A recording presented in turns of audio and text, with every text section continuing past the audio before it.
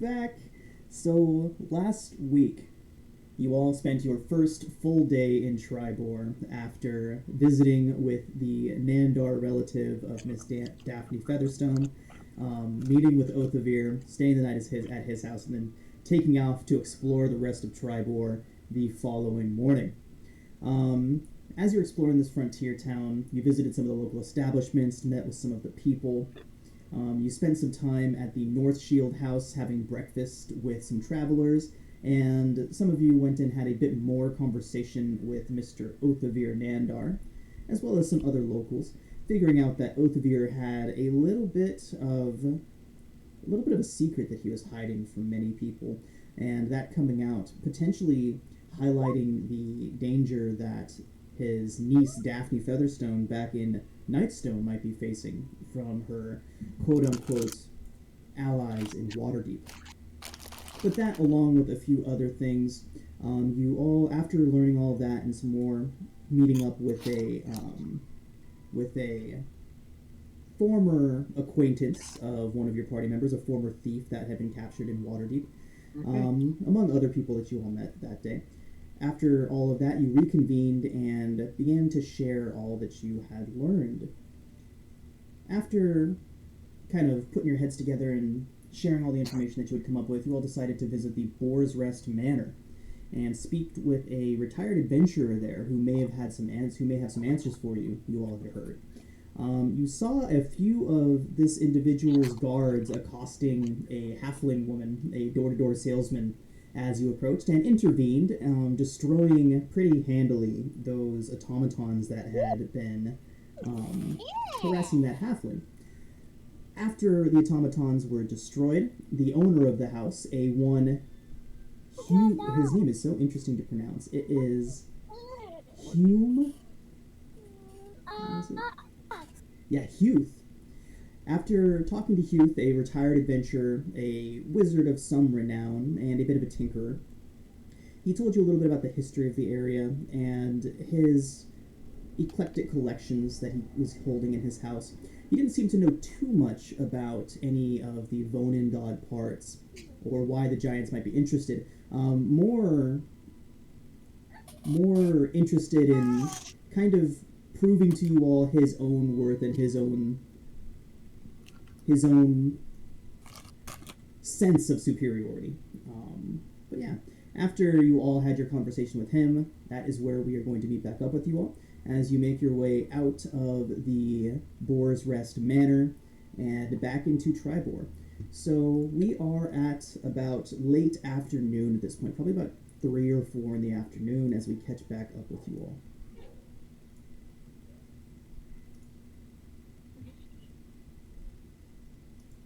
Okay, so as you all leave the Boar's Rest Manor, what would you all like to do?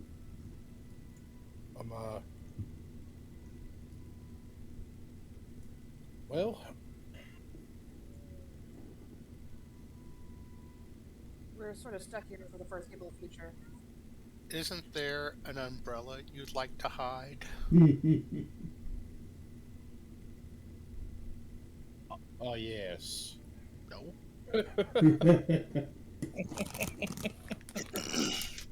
It's not an umbrella, it's a parasol.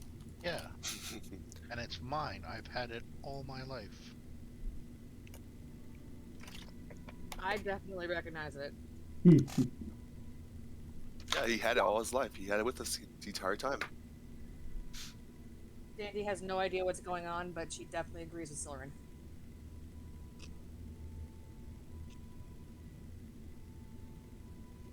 Okay, Would that be insight?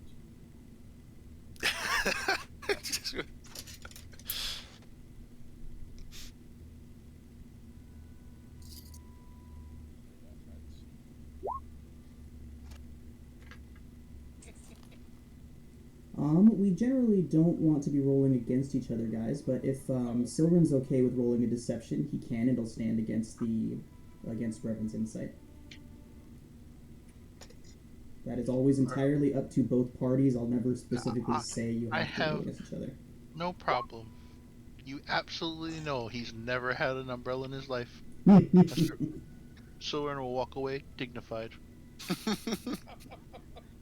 I'm actually gonna head back to, I believe, it's the place. What's that place? That's the place. Tribor Travelers, now that they're Tribor open. Travelers, yeah, they are open. There's a line of adventurers out front. I wouldn't go as far as to call them adventurers. A line of hopefully not to be stabbed by things on the road people. I believe it was this building. Look at all the big one? newbies. It was. Yeah, okay. Yeah, I'm gonna head over there. Okay. So Silverin is heading towards the Tribal Travelers. It's the location where you guys have heard from a few different sources that you can find work and find things to do, potential jobs. They're a merchant safety company. Dandy's totally going with him. Merchant safety. Well, I was gonna say we need since we're gonna be here for a while, we should probably find work. So If we're gonna be staying here, Dude, figure out what's going on. For being awesome. I'm gonna go with them. Right here, right? Yes, down here. I'll go ahead and ping it for you. Oh, down right here. There. Coming. Wait, what is this? Oh, it's a bat. Brevin, I found your bat. I found E. He's in the house over here. Okay. So, He is going to. oh, sorry, Hank. I gotta get your volume up a second here. What was that? Okay. Wait, so Hank, we leaving both Flinch and E at the house, right? Yeah, that's what my plan was. Why At the are house or you with your leaving wagon? them? Oh, Bobby? I think easily with the wagon. Yeah, ease with the wagons, but Okay, so Flinch is at the house. yeah, because we don't really buy that the wizard's claim that he had friends coming over was legit. So all I'm hearing is Flinch is doing Mission Impossible, this entire building. Okay. Just sneaking around the house, doing dun dun dun dun dun dun.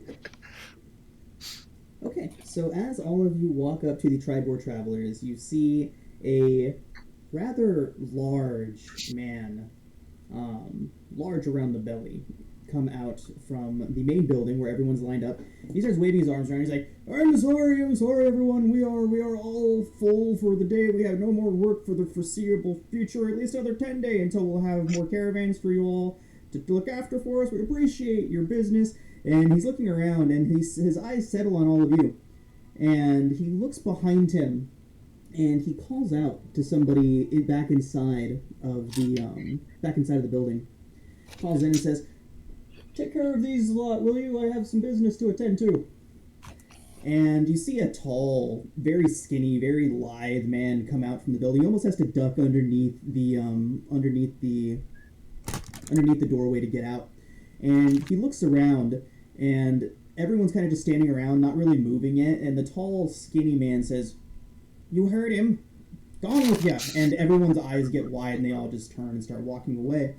But the large man, after a few people have cleared out, he's very specifically looking at you, and he puts his hand up, kind of gesturing for you all to stay behind. And he begins to approach you all.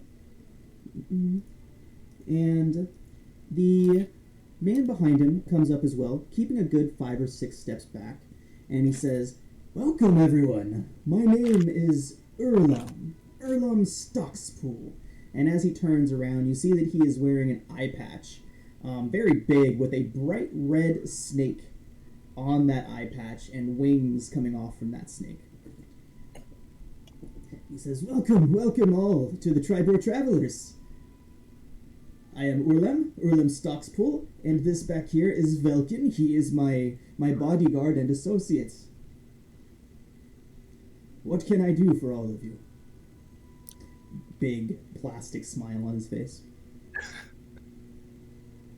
I introduce myself as Frederick, and I hold out my hand, and myself and my compatriots here, are we'll be here for a couple of nights, it seems, and we would love to work for some coin. He looks around and he says, "Well, I don't have any more caravans that need guarding, no more caravans that need protecting, but normally I would turn you away, but you all seem like quite the unique lot," he says as his eyes scan around the group of you. Some of you, especially you, Brevin, would recognize that symbol on his eye patch as being that of the Zhentarim. It is a symbol of their organization, and he is wearing it rather openly. Yeah. This is-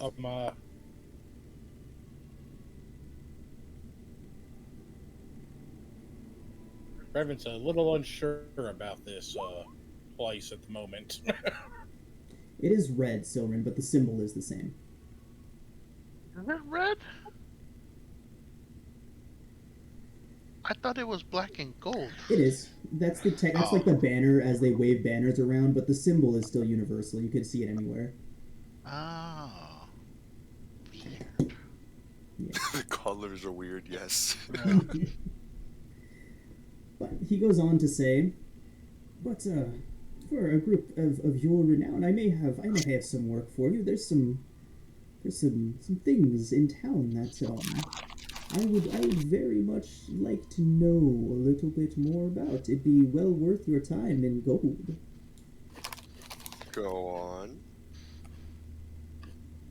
Says, "Well, there's a few people in town that may have some lucrative secrets that I would very much like to know. You see, secrets are a bit of a commodity of their own. And I am simply proposing an exchange of commodities. Secrets." And he holds out his hand behind him, and the tall, lanky man says, "Secrets for gold." His smile is not quite as plastic. He seems genuinely pleased. Is there a way to roll for a vibe check? Oh, yeah. It's insight. Yeah, for real, it's like, what the hell? Oh, man. What can I roll? It'd be for insight. vibe check? Okay, sorry. No, you're good. Can I assist Dandy in this? Since, Yeah, but that's that. We can always do an assisted roll, or you can each roll once. Okay. Yeah, I just roll one as well.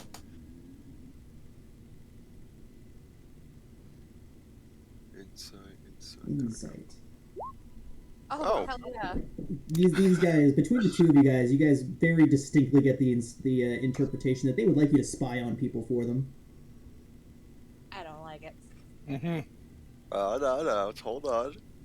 Exactly who these people entail. Yeah, I was going to say, like, and plus, So who has the they highest see you guys charisma? becoming a bit uneasy, and they kind of look around and say, "Oh, no, nothing nefarious. We simply wish some answers to some questions, some questions asked." He says, Such as? "Well, you see, I've been hearing rumors of someone that you all might know a little bit more than others, Oathevere." He kind of looks around and gauges your reaction to the name. Is that the guy who had It's Daphne's uh, uncle. Underworker. Can I feign ignorance? Yeah, you can roll deception if you'd like to. Pretend you don't know the guy. Yeah. Alright, let me see.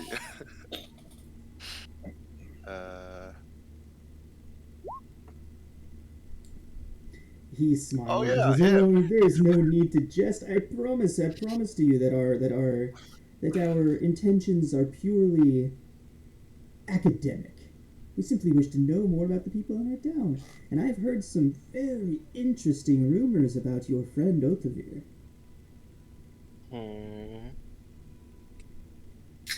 Well, if we're going to be looking into him, maybe you tell us a bit more about these interesting things so we know what we're actually spying about.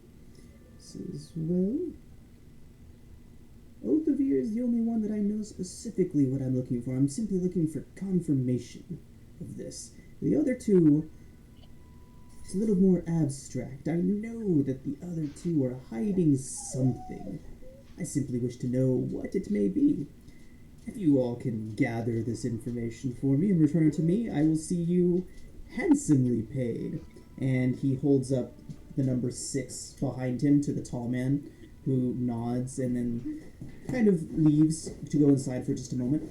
Says, "You will all be handsomely compensated for this, and let's just say that friends like mine can certainly be useful." So it's just like out of game, the Zhentarim, they're like the de facto bad guy in a way. No, I would not use the word bad guys to describe the Zhentarim. Or- While they can be the bad guys at sometimes.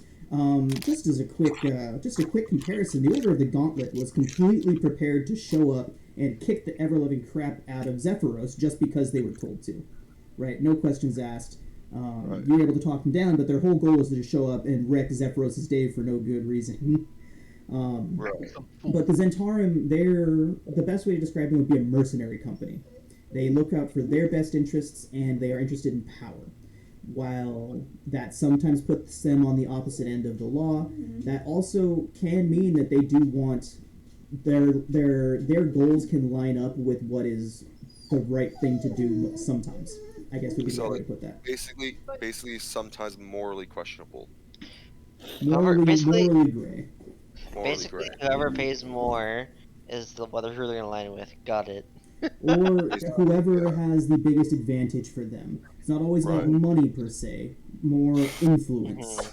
Basically, whatever will benefit them the most. Yes. Okay, but the more this guy speaks, the more punchable he becomes. Oh yeah, this guy's an ass. Right. And he's not really hiding it very much. Okay. So like, However, as you guys are kind of having this questioning and curiosity about this person, the man comes back out and he is holding 6 in his hand. He is holding 6 very large gems. He says, 100 apiece, perhaps? shake him down. You got this, Drake. 100 apiece, you say? 100 gold piece gem for each of you. If you can simply figure out some information for me. I'm gonna lean over the table, put my elbow down, and get a bit closer to him, and be like, as much as I'd like to help you, 100 pieces for intruding into someone's life Asking is questions. a little. Sure, asking questions in someone's livelihood is very, very intrusive. You see, I am a very devout person and very much along the side of order. But so you see, 100 pieces for something as much as a secret or revealing someone's important secret is a little bit of crossing the line, you see. However, if it's for a good purpose, then I may be willing to do so. But at 100 pieces, I don't know if our party is ready to do so. Dandy is not enjoying this guy's vibe and will inform him, I'm going to do it for free and tell you nothing.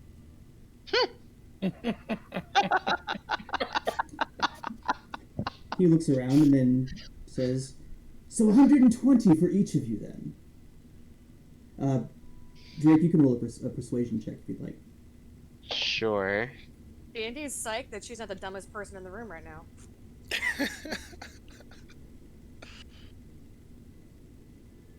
So Dandy, when he said that, he would have looked towards the others, basically just split up your half between the other 5. Oh, fuck. That's fine. Oh, that's, Three. no, that's more than fine. Oh, So- She's that not one. He leans That's back in unlucky. his chair and says, "Perhaps I was mistaken in your abilities. I would No, very just much." our morals. I was just like at Drake. The hell did you say? Alright, you know what? It's not our abilities you should be doubting. It's the fact that this person you want us to get evidence on is a very prominent figure who is well known, and simply digging into their life is no easy task. I'm sure you know very well of that. And you see, if you really want us to dig into their life, it's going to require us putting a leg out and actually, risking of some of our own influence in order to talk with them. He So, holds up a hand. He says, "Give me a number."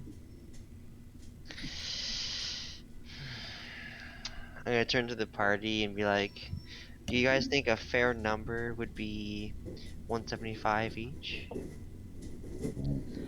We just break even 200. Hmm. We could try break the ice at 200 and see what they think.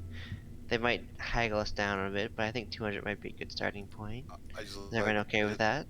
all I say is like the best to start when you're haggling. Start high, work and work your way down. Either way, you make more money that way.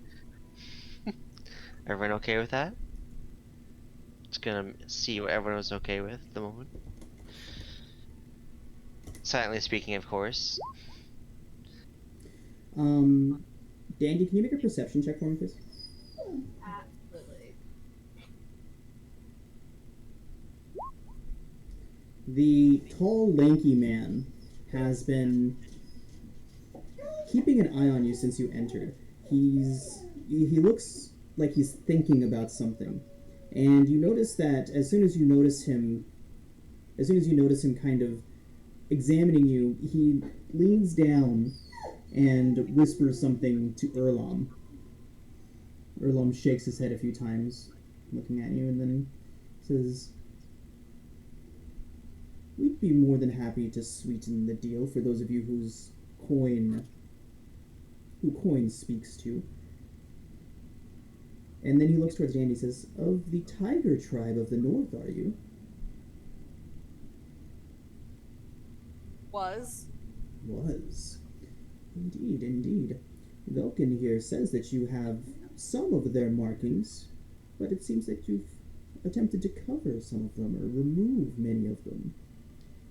Had a bit of a falling out with Yasmina, have you?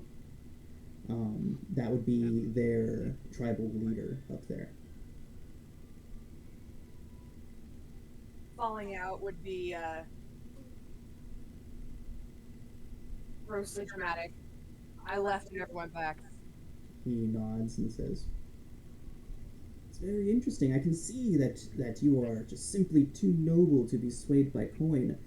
Perhaps information for other information. Perhaps we help each other instead of a transaction of money for services. I know a bit about Yasmina. I might even know where you could find her if vengeance is on your mind." Ooh. Dandy's expression just got dark. Is Danny interested? Dandy's thinking about it. Well, Thinking about stabbing a bitch? as Dandy is thinking about it, I will turn towards them and be like, we've discussed it, and we believe that 200 would be a fair price for this service, provided that Dandy is okay with that. I'm listening.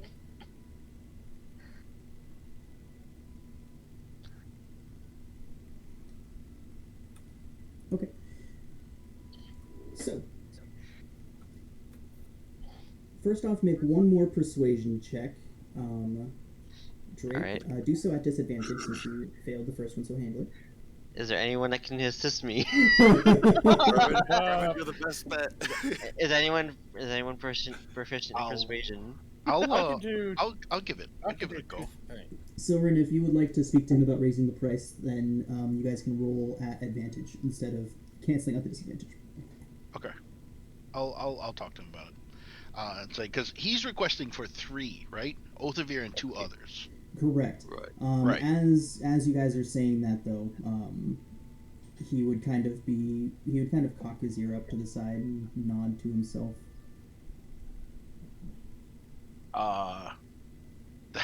That's 3 secrets. I think 200, as my friends have said, is more than fair.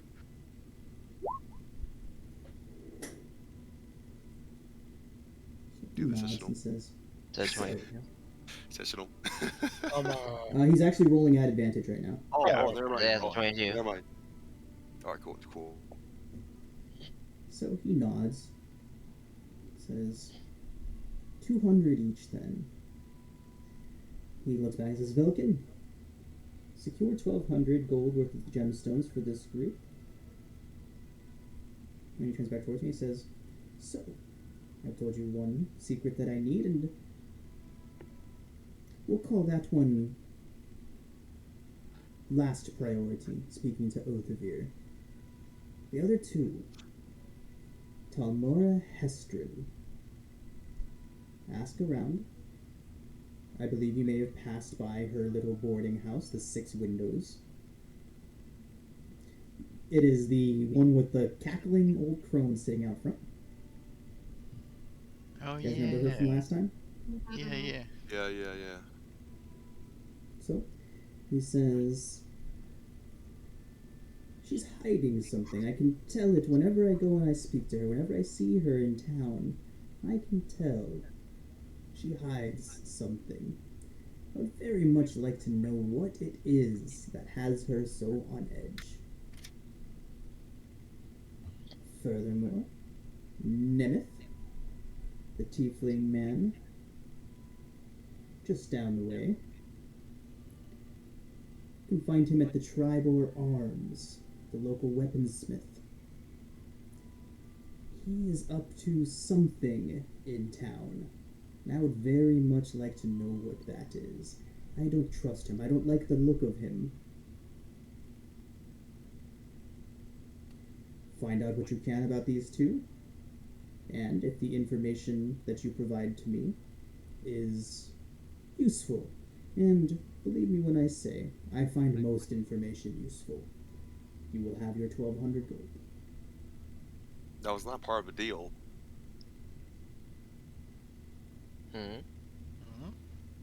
He asked for secrets. He didn't ask for useful secrets. I think they're one and the same in this case. They just want to know something that they don't know already. Right. What was the?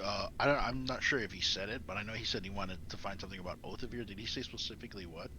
He did not. He just says that he knows specific Othavir is class. hiding something. Yeah. Oh, So okay.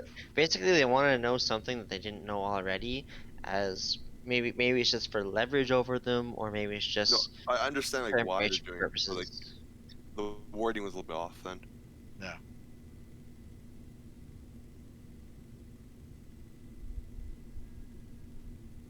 Okay. The way I see it is knowing what's going on in this town is worthwhile in knowing. However, depending on the gravity of the secret, will be whether or not we reveal it or not. Right. It's the way I see it. I don't know if everyone else is on par with that, but that's the way I see it right now. Horus has been surprisingly quiet during this whole situation. How does he feel about this?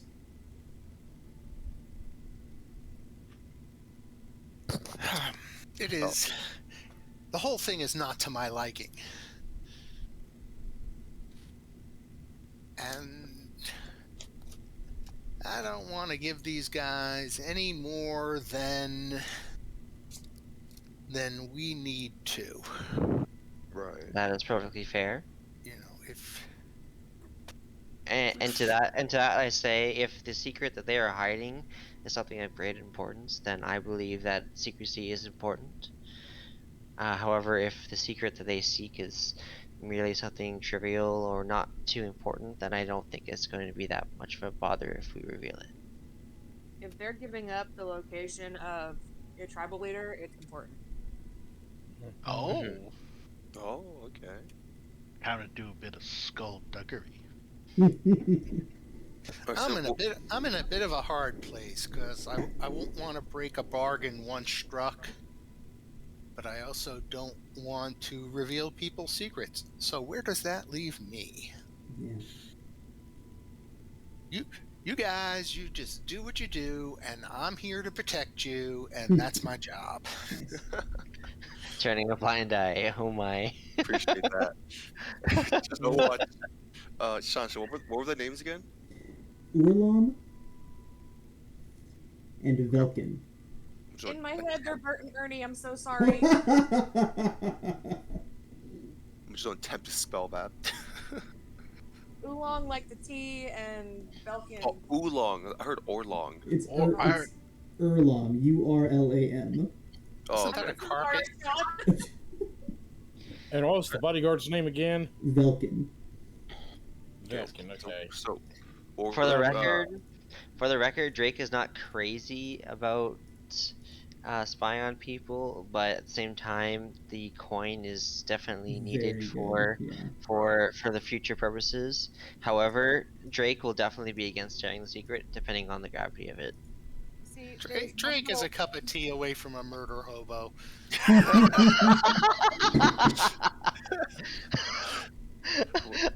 I resent that. I don't think Drake's murder hobo at all. All right. So Sean, what were the 3 targets again? So the 3 targets are Othavir, although he does say that Othavir is a low priority, and Talmora Hestrin. She's the weird old lady on the rocking chair in front of the beaten down boarding house. And then the last one is Nemeth, a tiefling man who works at the Tribor Arms, the local weapon shop. I'm just writing this down. Just remember, because I will forget this. Dandelion would like to point out one little thing. If he's able to give them the location of Yasmina, they're also able to give Yasmina the location of them. And Dandy's a deserter. Oh shit, you're right. So now she has to play ball. Oh She's my. got a 4 survival. She knows that much. I like hose down Dan to get those tattoos off you. So if everyone's in agreement for the time being until we know what the information is, 200 apiece and information for Dandy, is that good? I thought that's what the deal was. Alright. Everyone's okay with that, then I'll shake hands. I'm gonna wash that hand. The hand is surprisingly greasy. I will extend my hand and shake their hands to make a deal. I see first hand, and after that, and I just don't reach it out. like how greasy? Like sweaty palm grease, or like Like he just shoved his hands into a thing of pomade and did not clean up afterwards. Oh, okay, yeah. Okay, I will press the digitation. Frank's hand. Like that's thank you, thank you, appreciated, much appreciated. Spit in your hand. Pull it out. My hand is very clean now. Thank you very much, Shillerman. You drink it over you, but you don't carry it on the couch. Well, I'll turn to the group. It looks like we have a job to do for the time being. We'll keep a lookout in the town while we're working, but let's see what we can find. Okay. So Silver, I know you had a conversation with Othavir earlier about his ties to the Margister family. Who else was there with you while you were having that conversation? No, he was by himself. Nobody. Okay. Skullduggery. Okay. So, as you guys depart from the offices of the Tribor Travelers, you see a few people getting carts and everything ready. You see a few nervous-looking people with strapping swords on. They're very obviously getting ready to try and escort a caravan somewhere. But yeah, that's the general job that can be picked up here. But Urlam had some other ideas for you guys, obviously.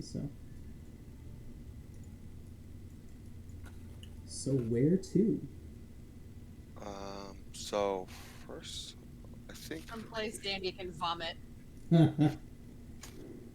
Shouldn't we do the weaponsmith first, since like I feel like they're gonna close earlier than Right. the inn, right? So we Yes. can maybe catch Well, Weaponsmith Netham. is by both of yours, isn't it? Like one of these houses up here. Was that? Right. This is the weaponsmiths are at, right? That's where you said The the weaponsmith is. up here. I can't see where you're pinging. 1 second. The weaponsmith is down here. Where? You guys actually passed it running your way in. Towards the southern part of the city.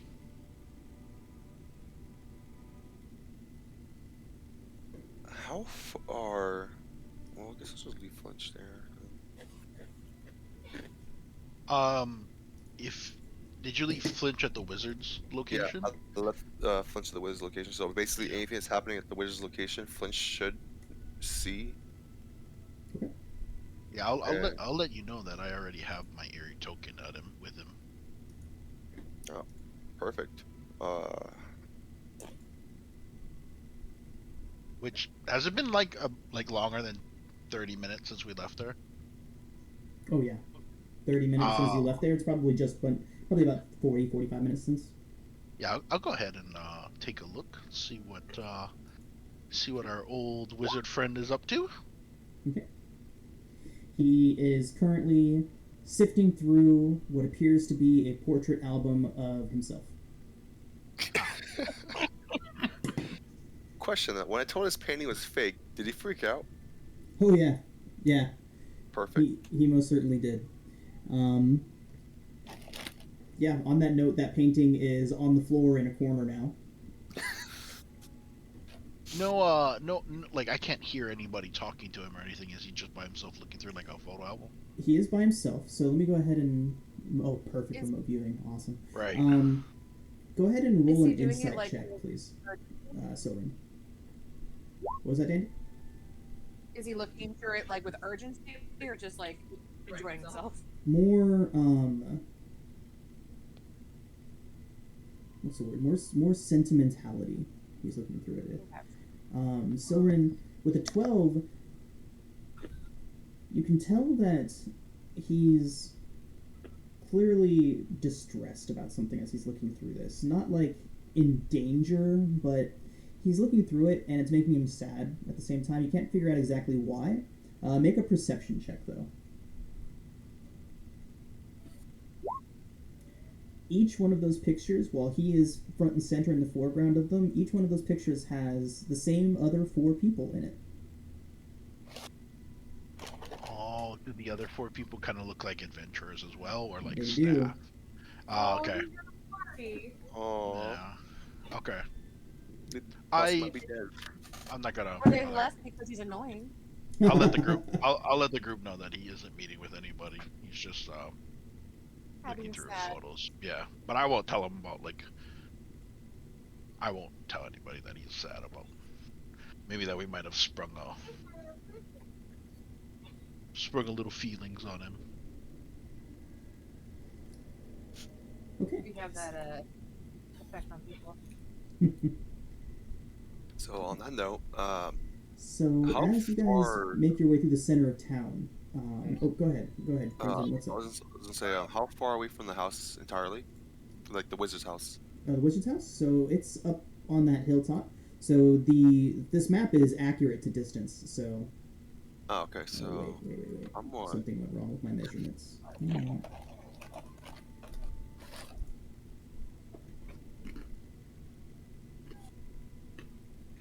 Gotta check something real quick. Okay. The measurements are correct. Perfect. They are actually spot on. So, yeah. I'm gonna walk up to, like, around here. I think it's within distance of Flinch. Okay. And call him back. Yeah, so as you guys make your way to the fork in the road there, Frederick breaks off and heads north, and you see him come back a few moments later running to catch up to you guys, with Flinch back with him. I do ask the party if they mind if I go and attend to something right quick. Brevin is just not happiest with there being folks as slimy as our new employers in town, with us having something that is vital to finding these various pieces of the the Vondin. Odin God. Voting Yeah. God, yeah. I'd be happy with accompanying Brevin if that's the case. Okay. What he's doing isn't big. It's just gonna take him a few minutes to get over there and a few minutes to actually do. Because what he's going to do is he's going to cast alarm on the wagon. After performing a quick check to see if anyone is a quick perception check to make sure to see if he sees anyone trying to watch what he's doing. But before he does that, he also casts guidance on himself so he can add a D4 to this. Andy's gonna stay with her emotional support dwarf. So 24 total. Okay. So, no one is currently watching what you're doing at the wagon. No one seems to be Okay. paying any attention. Okay. So I climb in there and take the 10 minutes to perform the alarm ritual. Okay. So as soon as you finish up doing that, Dars comes running up to you, like full on sprinting at you, Brevin, from across the campground. Mhm. Once he's about 10 or so feet, he skids to a stop. I was trying to keep it on. Nice. Go. You noticed what? He slowly catches his breath. Says, "A wagon. I was keeping an eye on your cart, like you asked. I was, and a wagon pulled in, and they sat there and they just stared at your wagon for like a while, like 10 minutes, and then they just turned around and left town." Did you notice anything about this wagon that was looking at ours? It was just the single driver, a couple axe beaks pulling it. He was yelling at the axe beaks something fierce until they stopped, and I don't know. He was a big guy, lots of cloaks and everything. Couldn't really get a good look at him. Big guy though. Well, I appreciate you. I appreciate you keeping an eye on it and letting me know. Yeah, no problem. Turning a new leaf here. I'll turn to Brevin. And be like, maybe we should hide the wagon for the time being, so that it's out of sight, instead of leaving it in the middle of nowhere, or the middle of town. Perhaps our little wizard friend up on the mansion would be willing to have the cart inside of their mansion, and they can, they have such beautiful defensive mechanisms. It'll make it harder for any intruders to get at the wagon.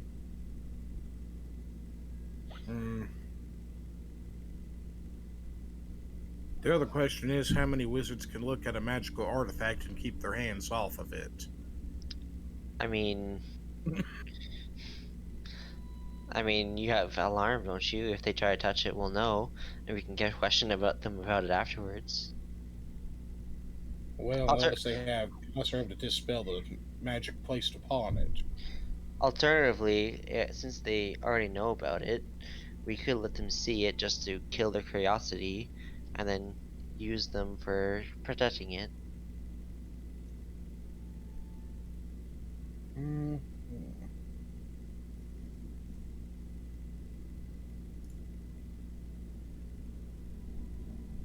A question. Mm-hmm. On the actual ground around the wagon, what sort of soil is it? It's loose soil, dirt.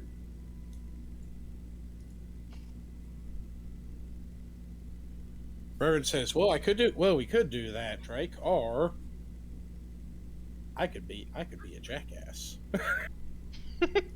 Oh, in what way?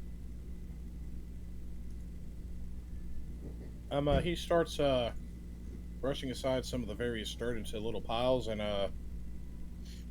digs out a few sets of caltrops to hide in the dirt around the wagon. You trap your wagon. I love it. Oh my. I hope no one accidentally gets close to the wagon. Your Well, guys' that'd be wagon cool. would be in a space that the only people that would get close to it would specifically be trying to look into and around your wagon. Please Yeah. make Fair sure enough. you tell Dandy.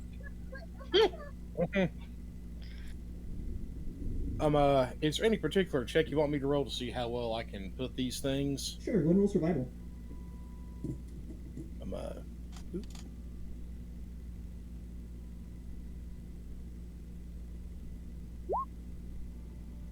Oof. I'll assist him on this since I'm around. So 16, you can get them down pretty well. There's a couple little tips sticking out, but only close inspection will reveal that you've trapped the wagon.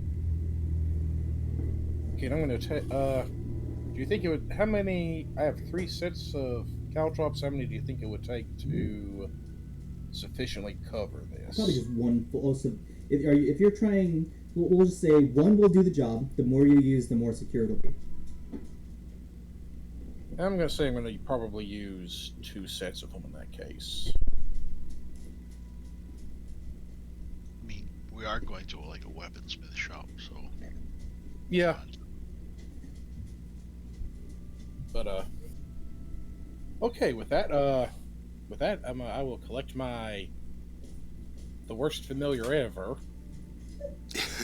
What are you talking about? He's a fantastic familiar. And let's say, well, I believe that between the spell and the potential screams, we will have sufficient warning if anyone tries something.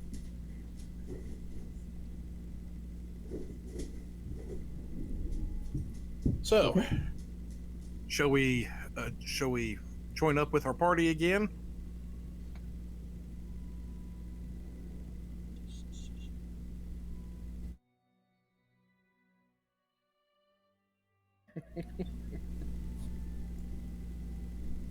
I take it with that, I guess we will start to ease our way back up.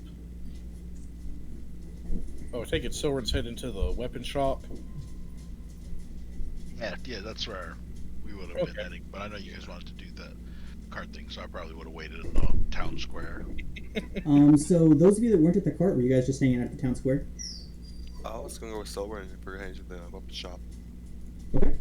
So yeah, so he said that he was just waiting in the town square. So if that's what you guys were doing, about... Interesting. Sorry, I'm getting super weirded out by my audio setup. It's being really weird for some reason. Like all of my audio seems to be coming from my mic instead of from the desktop audio. So this might be a super interesting recording that we put up on YouTube.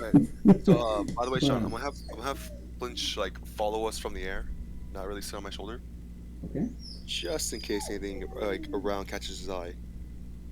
sounds good.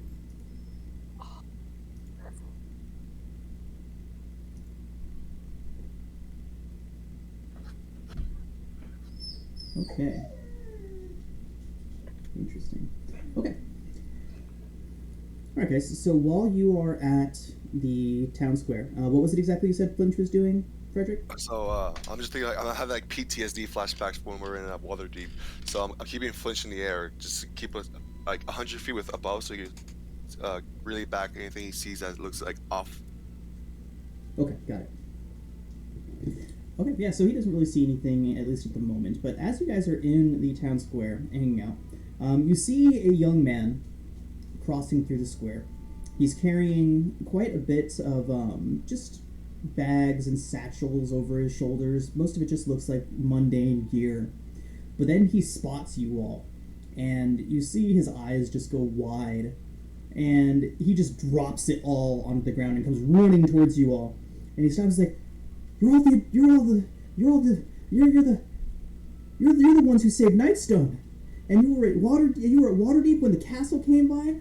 Oh, I've heard so much about you guys. Hi, and he sticks out his hand. He just starts aggressively shaking everyone's hand. He's like, my name's Narth Tezrin. It's such a pleasure to meet you all.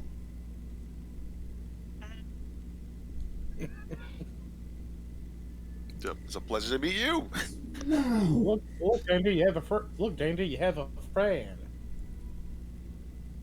His Oh, eyes thank go you. wide as he turns towards Dan. He's like, I have heard so much about you. I doubt it's all true.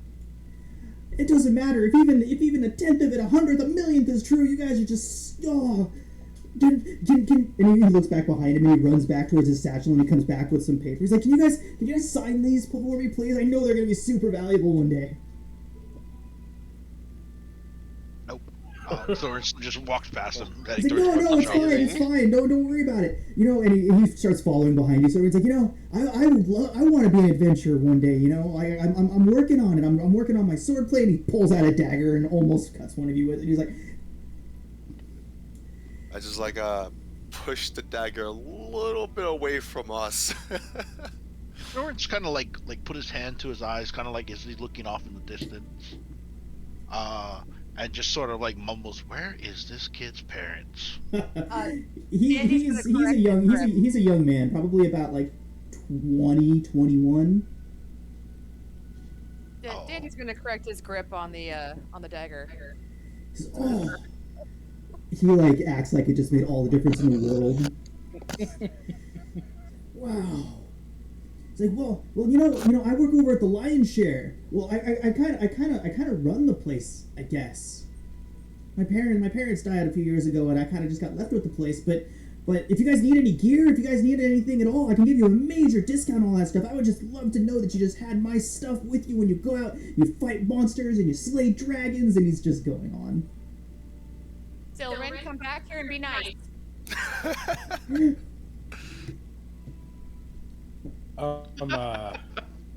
Reverend just tilts his head to the side and just asks. Yeah, you and Drake would be walking up as their mid conversation here. You and Drake. So what was that, Reverend? What in the name of the gods is this? He's like, oh! And he puts his hands over his mouth as he sees the two of you come up. He's like, He gets close. You're the vampire! Oh, can I see your teeth? Oh no, honey, we don't ask to see his teeth. Oh. Yeah, Brevin, let's see them teeth. Oh, no. Is that offensive or not? Possibly. Oh, I woke up the baby.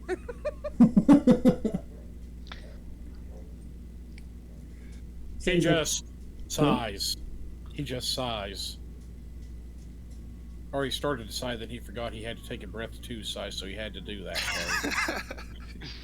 Yeah, Seeing that he might have committed a faux pas, he blushes furiously and then turns straight. His jaw drops. Like, is it true? Did you really ride a green dragon?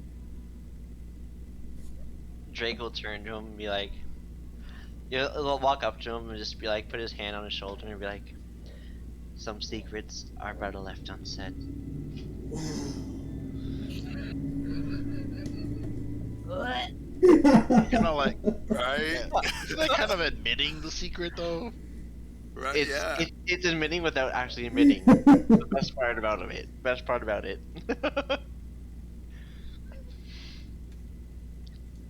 It's not confirming, but it's leading toward, it's giving him the affirmation he needs to think that it happened without confirming it. You just see Frederick visibly gag for after he said that. So as Narth is just bubbling over you guys, Doratha is over leaning against the tower. She's just sitting there, just kind of watching and shaking her head, and she just yells, "Narth, get back to the shop." Oh God, thank you. But he's not done telling us how great we are. Yes, you must return to the shop quickly. You know what? I'm gonna lean down because I like this kid. I'm gonna lean down on my knee, and I'm gonna. Why are you kneeling in front of him? Wait, that's right. He's actually tall. It's a grown ass. Never mind. I'm not kneeling. I'm not. I'm not kneeling. I'm not kneeling. Correction. I'm not kneeling. Oh, All right, Yeah. he is an adult. He's acting very childish right now, but he is an adult. He's fat. I'm not kneeling. I'm gonna go into my pocket and pull out a little trinket. It's like a little totem of like a little statue of a dragon. I'm gonna hand it over to him and be like, "Don't tell this to anyone, but this dragon, this little statue here, it's got the blessing of the fire dragon on it. All right, as long as keep this with you, you will be blessed by the fire dragon." He is just like dumbstruck. His jaw is wide. He's like, he doesn't even look like he's breathing. Hey, you broke him. So But- Dorotha is back there still, and she says, "Narth, Alestra will be waiting for you." And he finally seems to break out of his stupor. He's like, "I will protect this with my life." And he turns and just runs and grabs up all of his stuff haphazardly. Drake, if he dies over that, Yeah, I was gonna say, Drake, you just doomed that man's life. I'll turn towards the others and be like, "It's okay. There's a secret charm on it that if anything should happen to this boy, I'll know about it and I'll be able to come to his side and see what happened The man. and rescue him." He's an adult, Drake. Yes, go to the little boy's side that has the trinket. I will Candyman. I will rescue this poor boy if he's in trouble. This poor lad. 21 years So, old. you know, I Look. should have shown you guys his picture first, but here... Right. No, don't This do is it. not a No. child. We're retconning it. He is a 21-year-old child. He is a 21.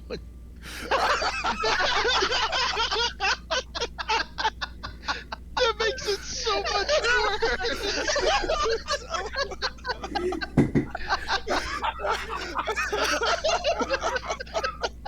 Oh no. This, I I can see this. I can see this. No, yeah, yes. Just keep Please. this. Like, That Mark freaked out. Just like, I was thinking Darth Vader is like that, the fanboy archetype, not a Oh my well-groomed man.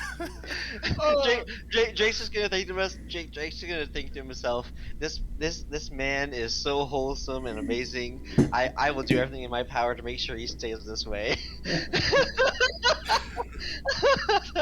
As long as he keeps complimenting you. I'm just picturing Drake kneeling down to this tall man. So, you have my trinket. Holds it up like a sword. I caught you. Alright. Sean, how tall is this guy? How tall is he? How tall Let me is see. I Drake? probably Please got say dimensions on him. Please say he's taller than Drake. He is 5'11". He is a. Oh. Oh my god, he's not Hey, Drake. small. Drake, how tall are you? He's slightly taller than me. this is exactly why we can't have it. Oh, this is beautiful. This is great. This is like the most Even awkward Brony had interaction. a Happy Meal toy. Oh my god. His new name is Little Timmy. Oh man. I'm actually crying. What the hell? Oh. You know what? If this makes him really happy and and he's overjoyed about it, then that makes me smile and I'm happy. I'm glad because that's gonna be awkward buying supplies from him now. It's all right. I'll take care of it. Can we just give Drake a shopping list and send him in for us? He's Yeah, the same age as Dandy. Oh. Wait, how old is Dandy? 21. Oh. He is screwed. All right, guys. Oh, So, man, this on is your way to great. the Tribor Arms, then. Yeah, All right. Yeah. to the arms shop. Awkwardly going there, yes. Okay. So, the Tribor Arms, it's that building that looked like it had, you guys saw it on your way in. It looked like it's burnt to the ground a few times, then been rebuilt on top of burnt foundations a couple different times. Mm. A as you guys enter in, the door is open. It is still well within business hours, but as the door opens up, there is a tiefling man having a conversation with a very old dwarf in there. And as you guys come in, the tiefling man Nemeth is like, Gelrin, I told you, I've given you all I can for today's shipment. I will be more than happy to take more of your swords. They are very, very fine weapons. I know that they are. I just can't afford to purchase very many of them at once, as fine as they are. And the dwarf turns towards me and says, "You saying I'm overpricing my goods, lad?" He's like, No, of course not, Gelrin, of course not. It's just, you are a master craftsman after all, and I must charge high prices for them, which means I must pay you high prices for them, and I've just simply bought as many as I can today. I'm very sorry. And Horace, you would recognize that name, Gelrin, and the blacksmith just up the shop from Othavir's house was called Fullhammer's Forge. Could you please make a history check at advantage for me? Working on it. My computer went down. Where am I?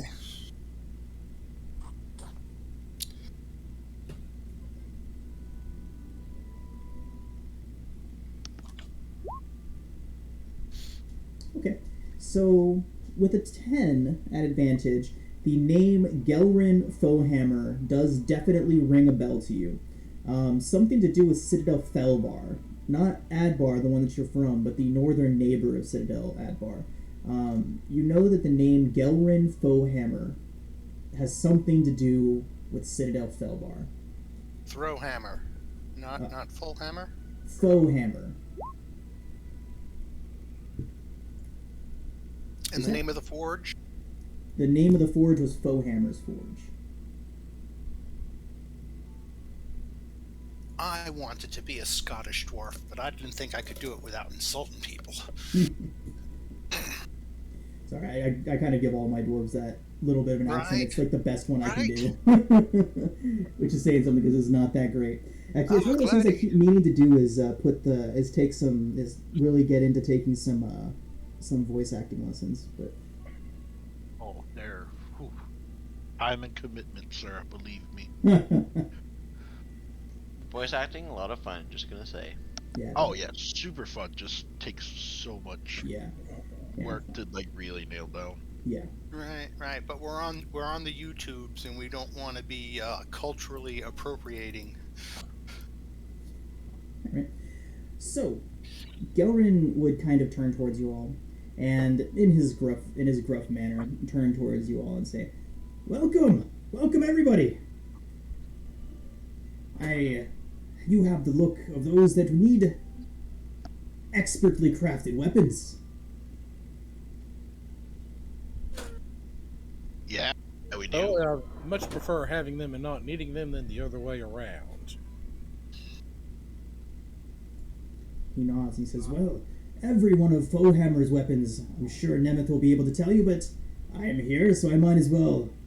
Every one of Fohammer's weapons is laced with silver." Wait, what?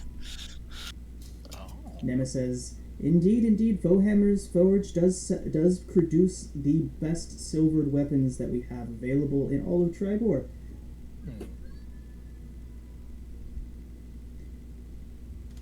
And a silver weapon. What might that be good for?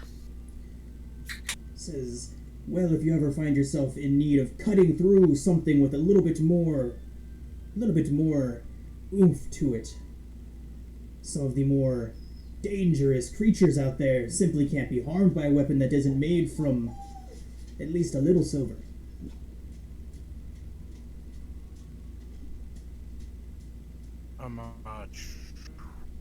Draco will pipe up and just be like, in past wars, silvered weapons were the preferred choice of the frontline armsmen. I definitely recommend silvered weapons. You see, as you mention war, Gilrin's eyes go wide and he gets his haunted look. He's like, aye, the war of the marches. Correct me if Dark I'm wrong, times. though. Isn't silver soft? Says, that is why the blade itself is not made entirely of silver. It's just enough to get past those thick troll hides. Yeah, could we see maybe some examples of these silver weapons? Yeah, he's brought in many. He's brought in a few axes, a few long swords, things of that nature. He has about a dozen different weapons splayed out on the desk in front of the tiefling. Can I is it okay if I take a look at them and maybe run through a few steps with them just to see what they feel like? Yeah. Gelrin will be keeping a very close eye on you while he does, but it's a weapons shop. Testing out of the weapons is definitely well within your rights to do so. He would kind of give you a glance as you approach the stack of weapons. He'd give you a bit of a glance, look at the weapons that you have, and he would pull out a rapier and hand it over to you. He says, "Go ahead and put it through the motions." Is there any chance there's a great axe? Yes, there's a couple. Yeah, I'm gonna go through a few flourishes with praise and this offhand silver rapier. They are expertly crafted. And Horace, as you're getting more of this, as you're seeing more and hearing more about this person, you're getting a little bit of memory back to you about him. Judging by his age and everything, all of that kind of stuff, this is the former royal armorer of Citadel Felbar. Oh my. I am very impressed and happy to meet you, Gelrin. Mr. Reggie says, which hold do you hail from? You know, I was thinking,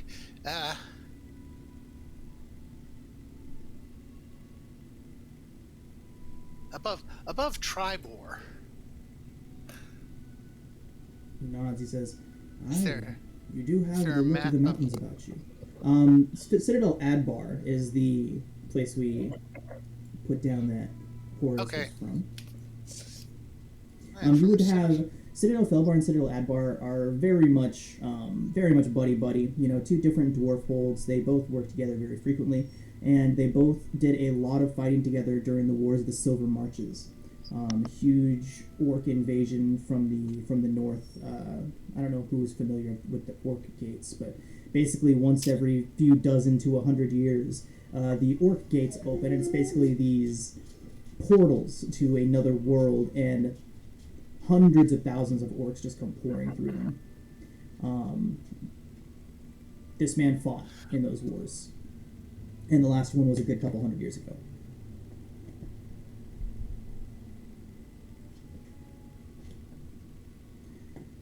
So yeah, Gelrin Fullhammer Gelrin Fohammer of Felbar. of Citadel Felbar.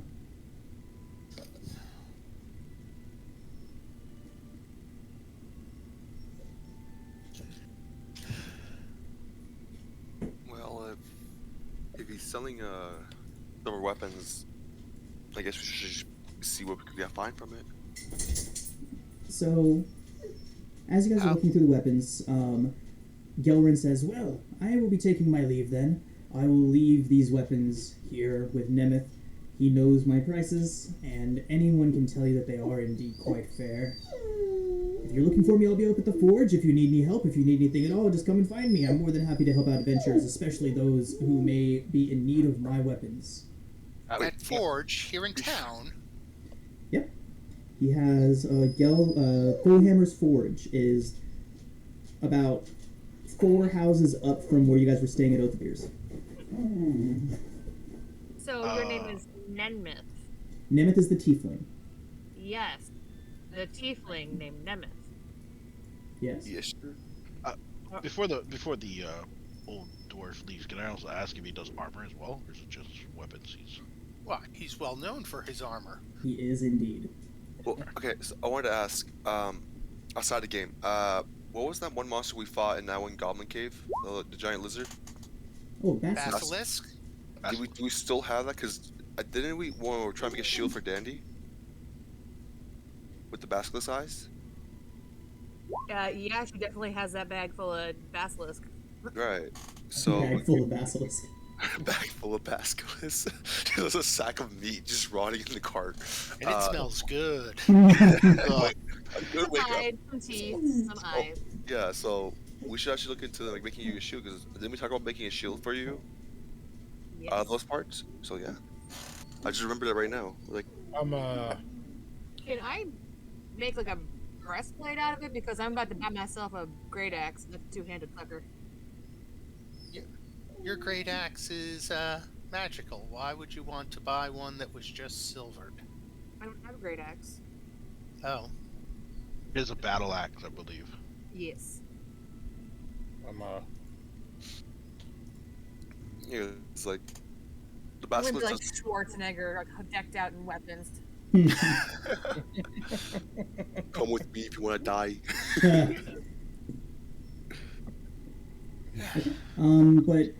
But Gelrin would certainly say that he is more than capable of forging armor. If you'd like a custom order, it does take a pair of 10 days to do. Bit of time it takes to custom make an order like that. But he does have very finely forged armors. He does sell the armor out of his forge personally. Brings the weapons here. Right. Okay. I'm gonna lean forward at this point, and I'm gonna You're turn gonna to him kneel and be down like, and grab it?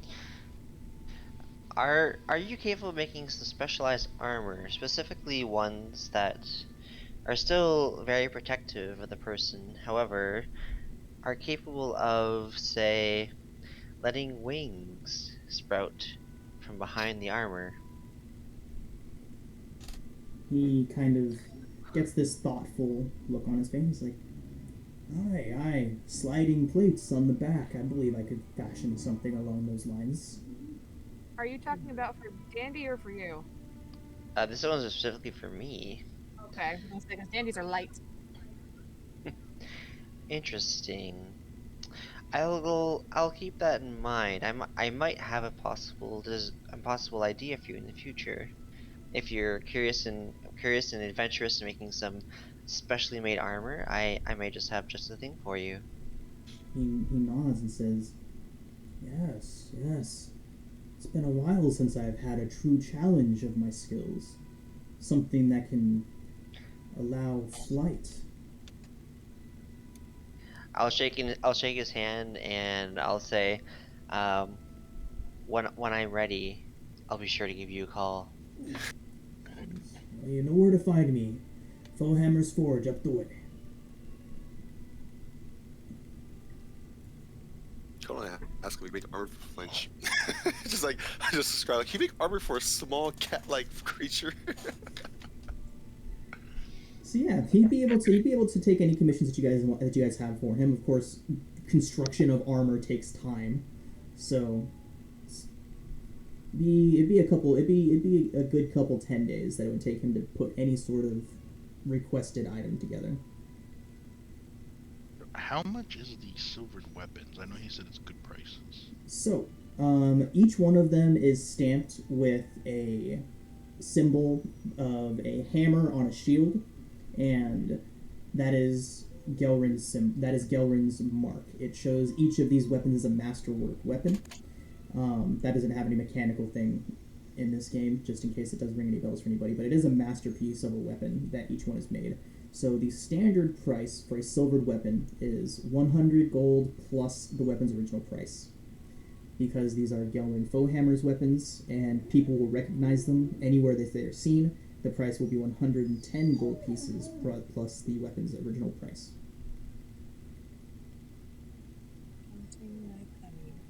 I'm also sort of thinking about it.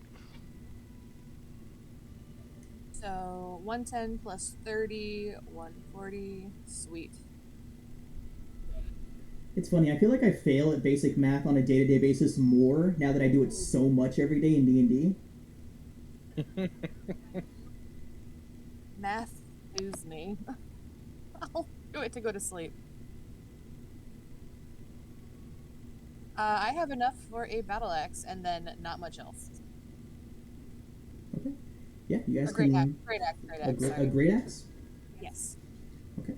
So... if I were to trade him, my giant, really pretty pickaxe, would the cost come down at all? Is this the one that you made out of something?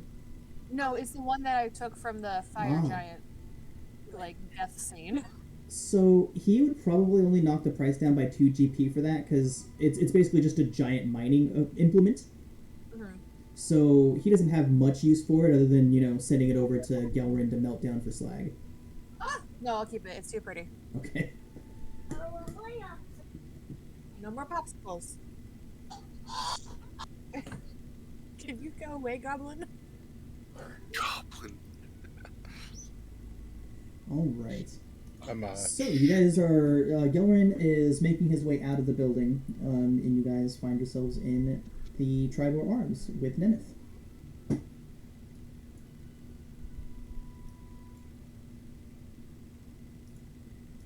So, how we're gonna do this?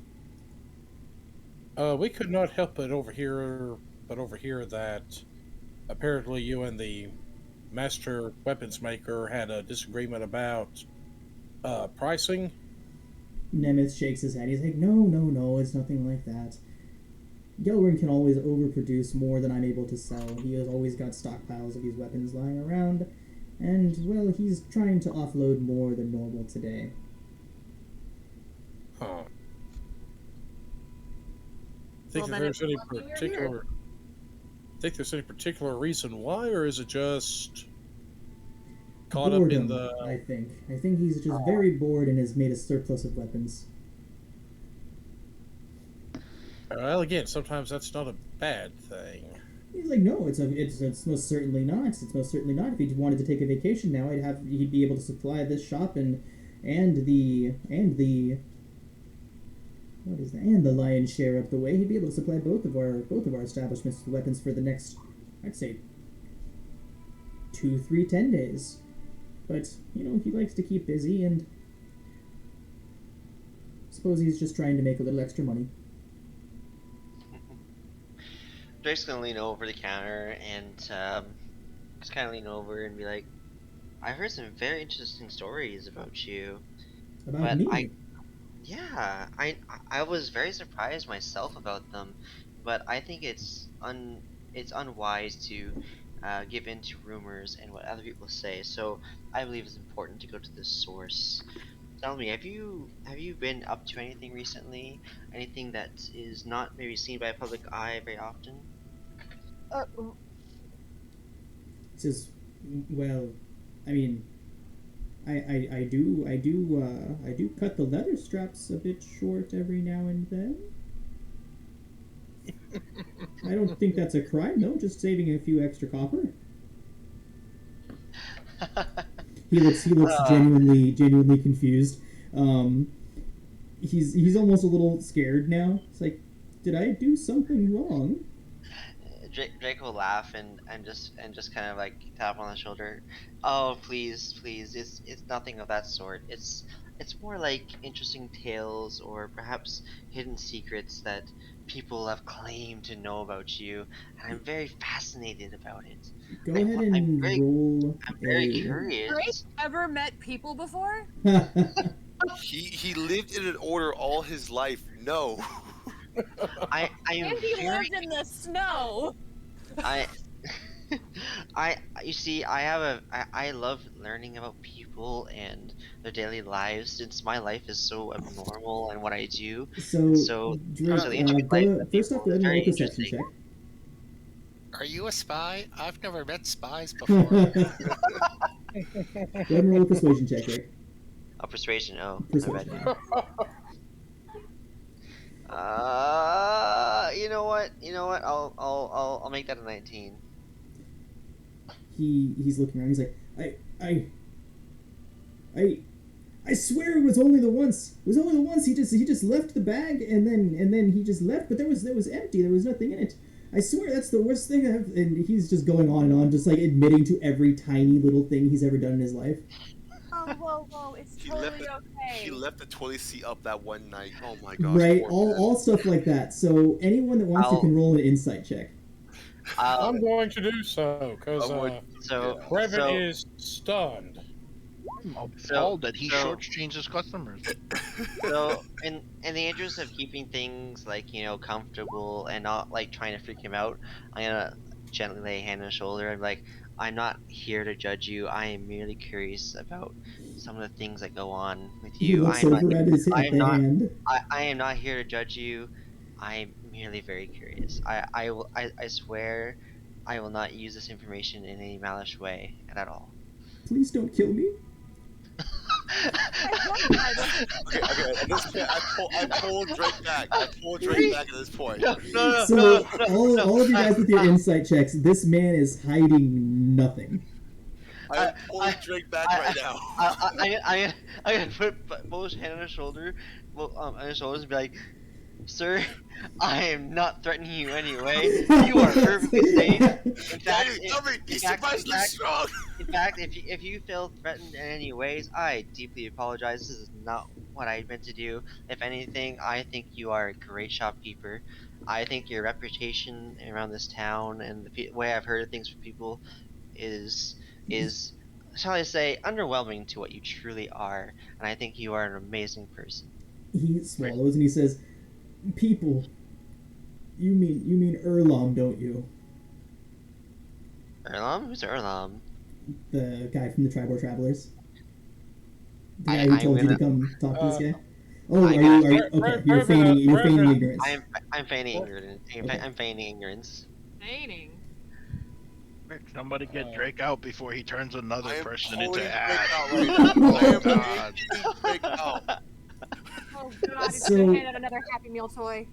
He would say, Erlom, he's always had it out for me, always trying to send people after me. I just don't think he likes me very much.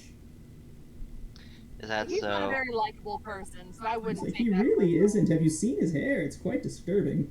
Have you seen his hands?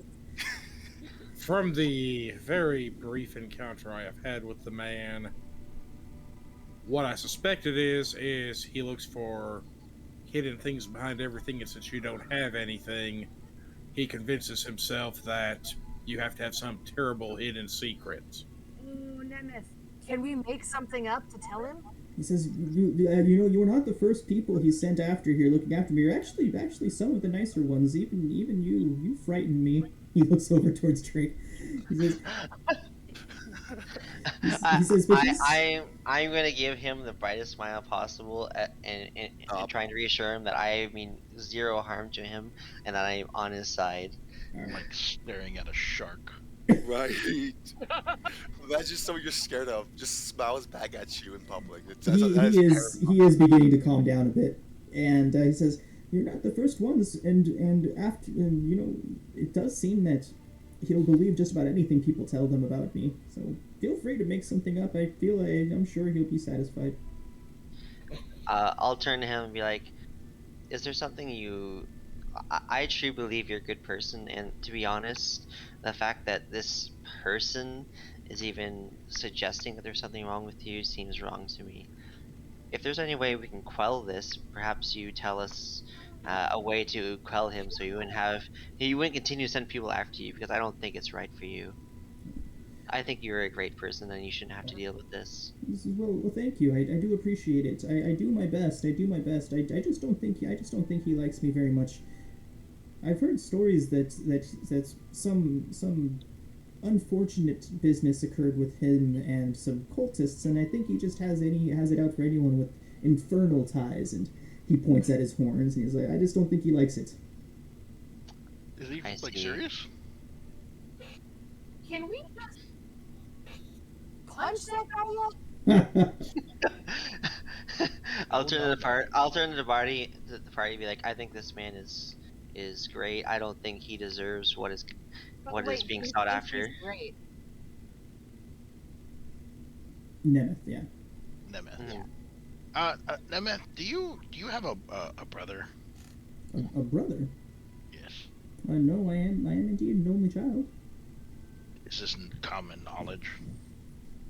No, I don't think anyone has ever asked me about my family in town. Okay, I understand now why you're an only child. You killed your brother. Oh, that's a good one. That is a very good story, but I'm worried that kind of a story will ruin his reputation, and I don't want to ruin his reputation. I mean, it was out of hatred for his brother slept with Nemeth's wife. Right. It was Oh, self-defense, crime of clearly. passion. A Yeah. justified murder. A Yes. valiant murder. My brother was a scoundrel. If Yes. anything, they'll show that you aren't just a happy face. You have some claws underneath that. A bit of mystique, if you will. Exactly. And Give- not to be messed So- with. That could work. You give him the aura of he's a noble person, but at the same time, he will stand up for what is right. So people do not underestimate him at the same time. Trying to move Exactly. on past So- this tragedy. that So instead lingers of behind him. instead of demoting his reputation, we increase it to show And that now he's a you noble do man. have a secret with us. He's We're not even lying. visibly happy, visibly pleased by all of this. I'll turn towards him and be like, "Sir, I do not believe any wrong should come to you. You are a noble man. I will make sure that the world knows it." I thank you, and it will be nice to have Erlum's not bugging me anymore.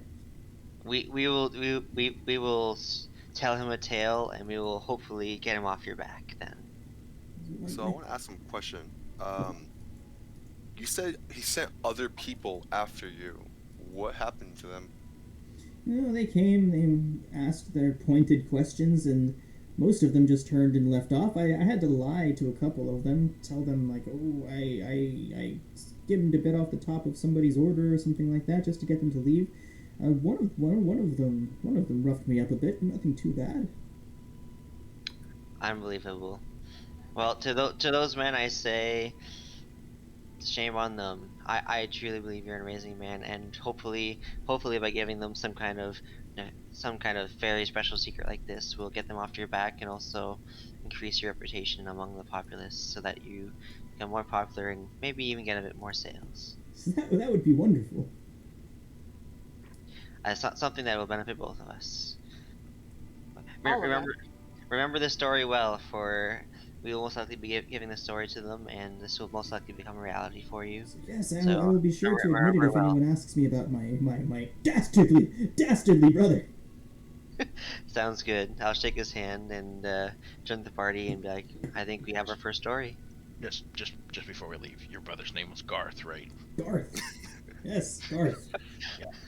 Garth. A Alright. truly villainous name it is that. Right. And what happened to your wife after Garth? She ran off to the north. Last I heard, she was in Neverwinter. All right, and Right. her name That's was an excellent place for people to disappear. this harlot of a woman. What was her name? He's sitting there thinking. Chastity. Oh my god. God damn it. I love it. That's This the is D my in favorite there. NPC. I like this guy. Me too. Well, I hope So- your life is filled with hope and promise, and hopefully nothing like your past with chastity happens again with you. No, chastity. Yeah. Oh my gosh. Oh man, this is gonna be a song tonight. Oh, When dang it. asks us how we got this information from you, we can say that we have contacts in Neverwinter who found Chastity, and she told us the story. I like it. Sounds good. Sounds believable. And that Also, way we don't have to beat you up. also torture. We should definitely say torture. Mm-hmm. Agreed. We came when you were sleeping. Well, I hope our little tale brings you great luck and great business, and I thank you for your time. Yes, thank you. And if any of you need any weapons or anything, you know where to find them. I am I definitely offer better prices than the coster up the way. Dandy would like to shove her coin purse across the counter and ask for one battle axe, please. Or great axe. Great axe, please. Yeah, he pulls one of the brand new ones that Gelrin just delivered. It is sparkling new. It has not seen any sort of action yet. It is brand new, shining battle axe. So silvered battle axe. What you can do is you can just drag a standard battle axe from the compendium onto your sheet, and then we can adjust it and just call it silvered. And what that'll do is it'll bypass all magical resistances. A battle axe or a great axe? Great axe. Okay. It has a +1 if that's what you're looking for. There is one that has it. No, this isn't a +1 silver weapon. It's just a regular silver weapon. Sorry. You're good. There it is. Okay. So what we do is we drag in a great axe. I got it. Yeah, thank you. Quick question. Can you still one-hand a great weapon? I think this is a two-hand. No, great weapons require 2 hands. Okay. Yes, they do. It is a damage boost though. Even with her, even with the +1, this is still damage output is better. Right. Here? I was just curious. So a silvered great axe with the stamp of the Foehammer's Forge on it. Awesome. And would it be possible to get like small discounts since we talk things out with him in a positive fashion? Maybe he like would say that he cannot discount Gelrin's weapons. That's fair. That's fair. That's fair. Yeah. That's fair. But maybe like the caltrops and stuff. Like if Brevin wanted to buy more caltrops or something like some stuff. He would direct you up towards the lion's share for that. Yep. All he has here is weapons. We're definitely not going there anytime today.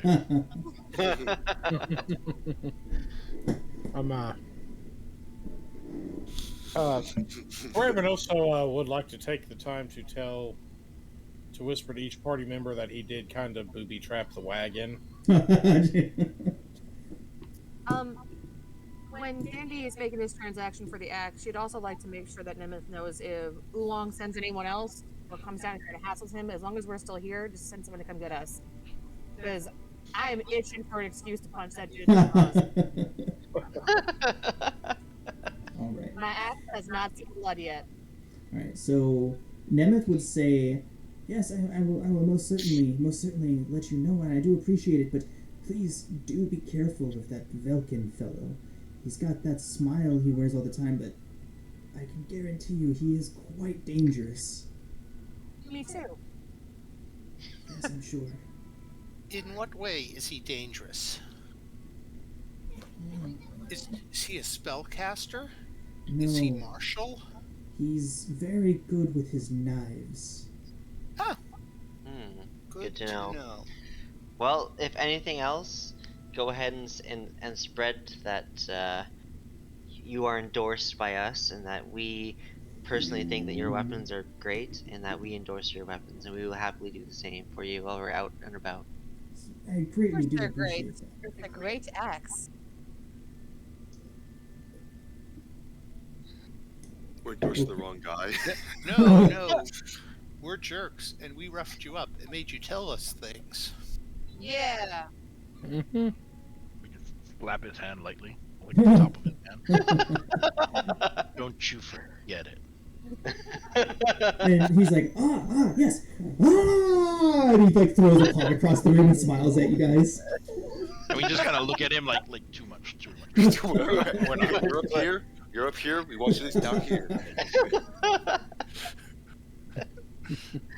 All right, I think we're done here.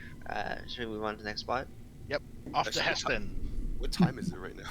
Yeah, we are. It is probably now about 5:30, 6ish in the evening. Okay, The sun is setting, and at this point, guys, we are going to go ahead and take our break. And when we come back, we can head to your next victim. Okay, good stuff, everybody. All right, cool. So we'll go ahead and get on back into things. For those of you watching on YouTube, I apologize for the previous audio quality drops. It should be fixed now, but thank you for bearing with us through that.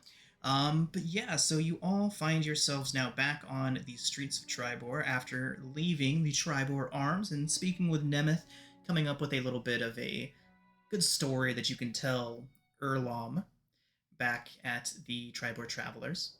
But yeah, it's sunset now here in Tribor. Light slowly fading. These street lamps are beginning to come on. You see a couple people wandering around lighting oil lanterns in various places throughout the town. Where are you guys headed? We are heading. Get away for tomorrow because it's almost nightfall. God bless you.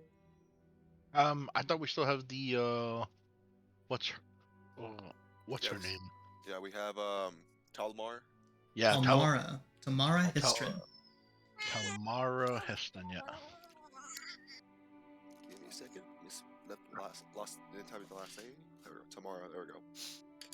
Yeah, Tamara Heston. We have her. But do you want barge into her home around this time, or? Well, she runs the inn, the 6 windows.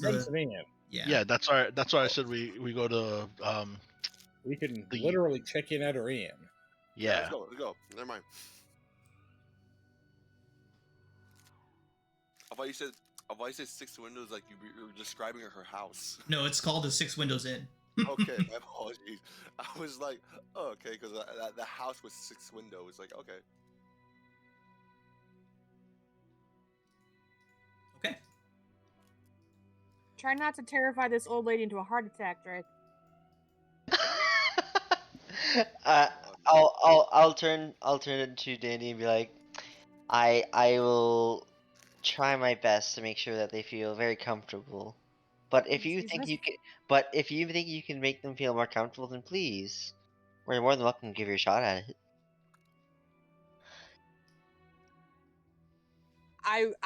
That bar is set pretty low. I think I can handle it. Right. I'll just smile in approval and be like, very well. I'll make sure not to scare them as much as the last one, though I think they handled it very nicely. Just saying. He said, "Please don't kill me." Yes, but afterwards he was filled with happiness and smiles, and thanked us. Do you think you had something to do with that? I think the situation went very well overall. I don't know what you're talking about. Oh, okay. I've heard of this. It's early onset Alzheimer's. What is Alzheimer's? I've never heard of this condition. Andy totally understands now. It's all good. So the 6 windows. The 6 windows.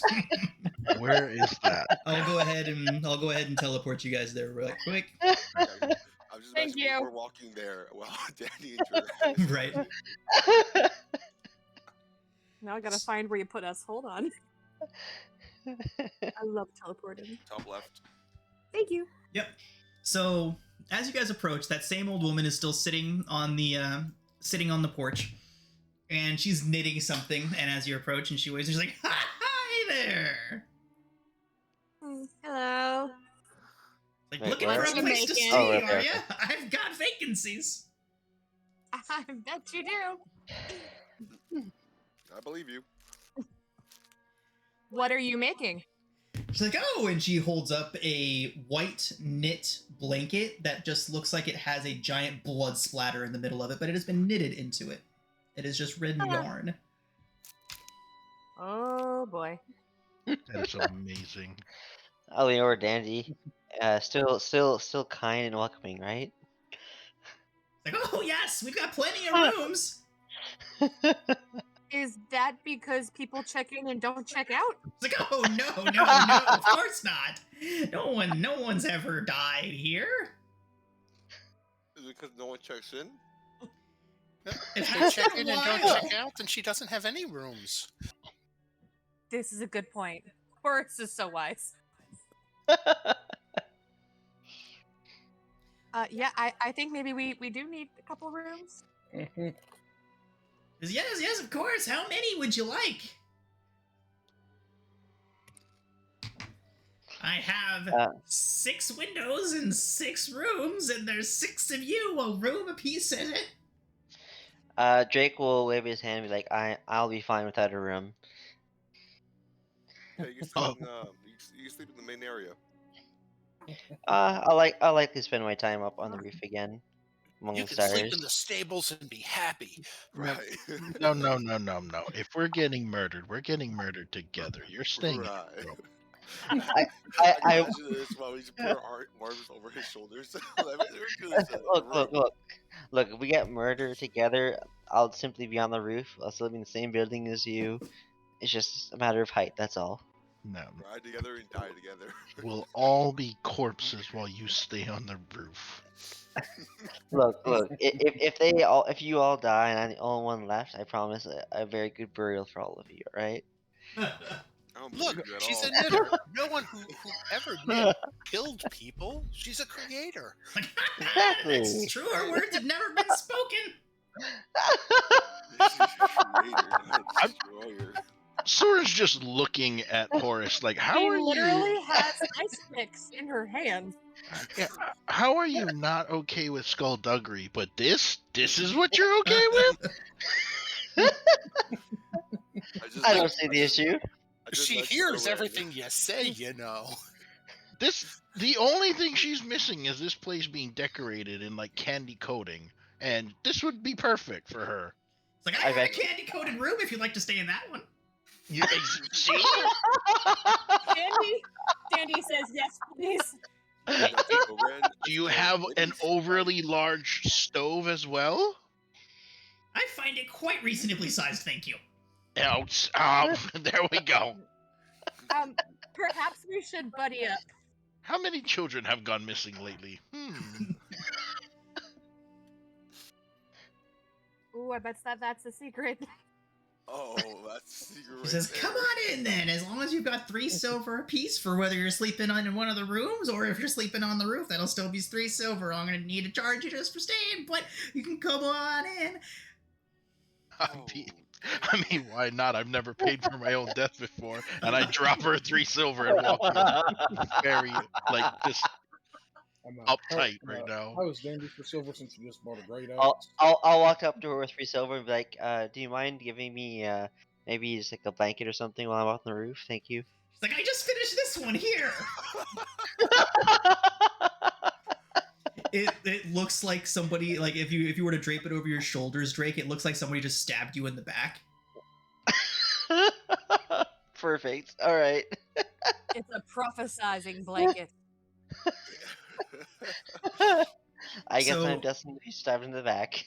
As she leads you guys in, the place is a mess. And she's like, I'm sorry, the place is so dirty. It was my husband's job to clean up. He never did it. Where's he? Oh, don't worry about him. Andy is officially more worried. Well, if he never did it while he was alive, why would he now? Is he dead? Oh, I thought that's what you were implying. No, he's sleeping. He's sleeping up in a different room. Insight check.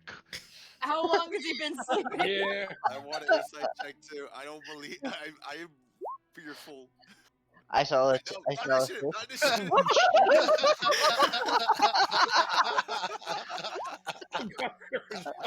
All right, guys. Remember, we're not doing skill dog piling, so we can do 2 checks. Sorry. Or we can. I will assist. I will assist insight check. So between Silrin's assisted 19 and Frederick's 21, this woman is most certainly hiding something from you all. When she says you specifically get some weird vibes from her talking about her husband. And so as she turns towards you and she says, my husband now, no need to worry about him at all. On a completely unrelated note, stay out of the attic or I'll have to gouge out your eyeballs. Anyways, shall I show you to your rooms? Lady Yeah. Bet. So, Drake, you know how you're being extremely uncomfortable with that other guy? I have no idea what you're talking about. No, I I'm don't. I don't understand. 100% approving of you acting that way with her. I'm sorry. I fail to comprehend what you're trying to say. Well, I think I was a very honorable person before. Currently. Can Look, I look, just start Says, checking I the still room? don't understand how that interrogation. So yeah, works. so she would have led you guys upstairs by now, and she would have shown you each to an individual room. The candy coated quote unquote room that she talked about is completely wall to wall in pinks and bright whites. It is the only room that appears to be well kept and clean. And there is like decorative, like animal shaped vases and things like that all over the place. It is very much just like the super bright, cheery old lady room. Love it. Every room we check, I would first like to check the window and make sure that it's working properly. Make sure that it slides up freely and closes freely. So and locks freely. all of them do, except for one room, which is entirely missing a window. And as she shows whoever's going to be sleeping in that room, she says, "Oh, I'm sorry about that one. I really should get that one fixed. Someone was defenestrated not too long ago. It was about a year ago." Yep, Wait, I'll Was take it your husband? Just, "Oh, no. Of course not." No. Yes. No. You know what? You're putting us up in these rooms and doing all this great stuff for us. I'd love to hear about your tale with your husband, how you met, and why they're currently missing at the moment. I think it would be a great tale to Oh, hear. he's not missing. He's not missing. Know exactly He's where not he He is. knows exactly where he is. Yeah. Okay. How about? Well, I'd love to meet him. That'll be impossible. He's quite ill. Yes, he's sick. That's why you should stay out. No. Well, actually, Ill. Horace Well, here is a cleric. yeah, He will exactly. tend to the ill. Horace is very competent and very good at his job. I'm sure that any illness that is currently affecting your husband could easily be cured or solved by Horace. He'd be more than happy to help you. Yes. Let me see the old bloke. Roll a persuasion check at advantage. That actually worked. We'll find out together. Right. I guess. Yeah. Oh. Yes, I love it.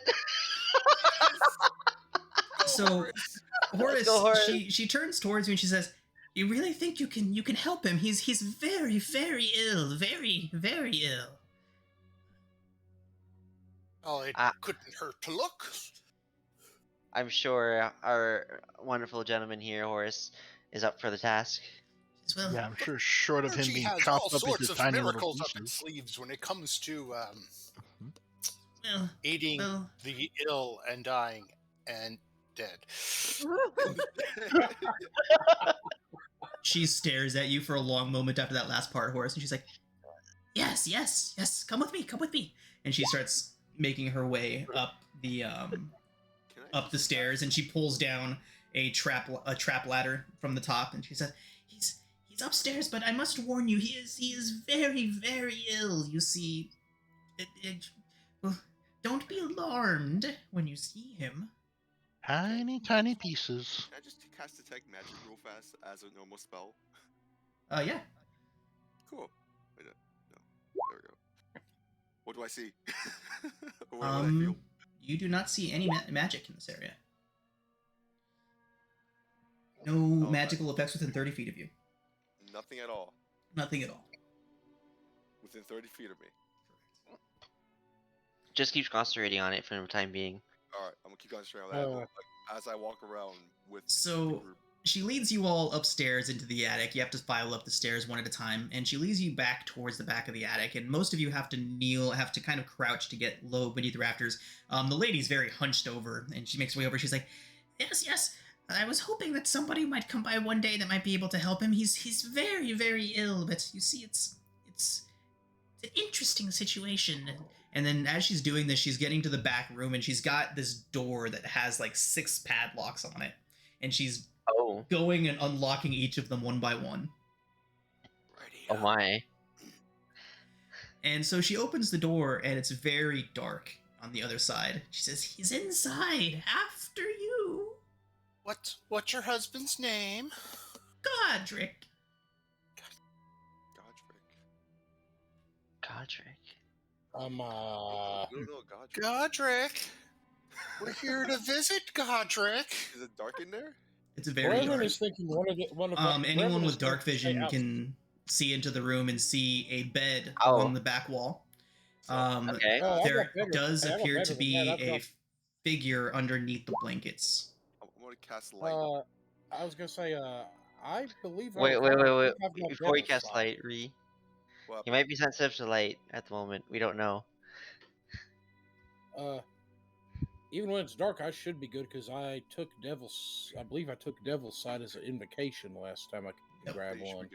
I had dark vision as well, so. So those of you that can see, you can see the room is bare, very empty. There is a bed along the back wall, and there does appear to be a shape underneath the blankets on the bed.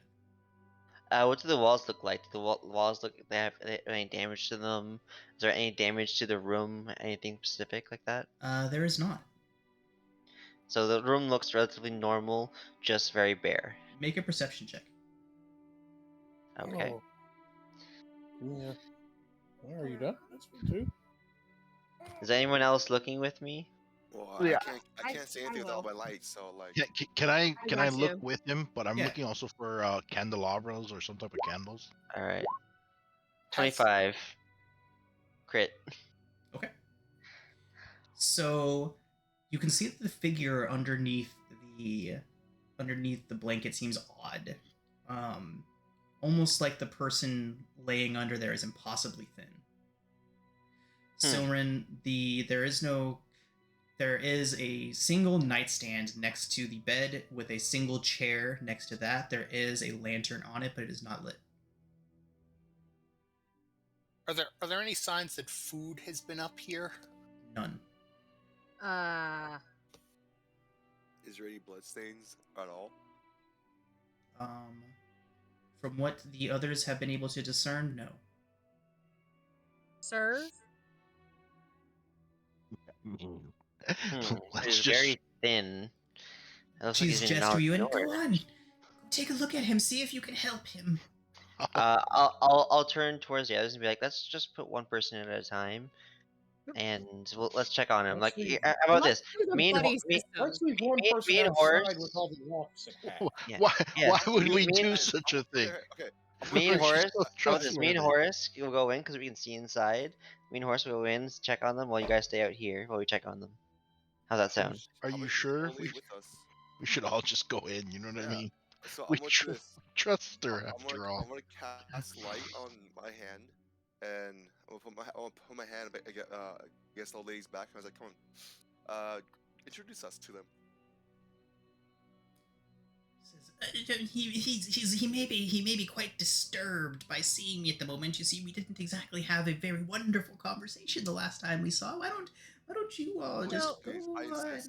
Isis, you know him the best, and you could tell him we're here to help in any way possible.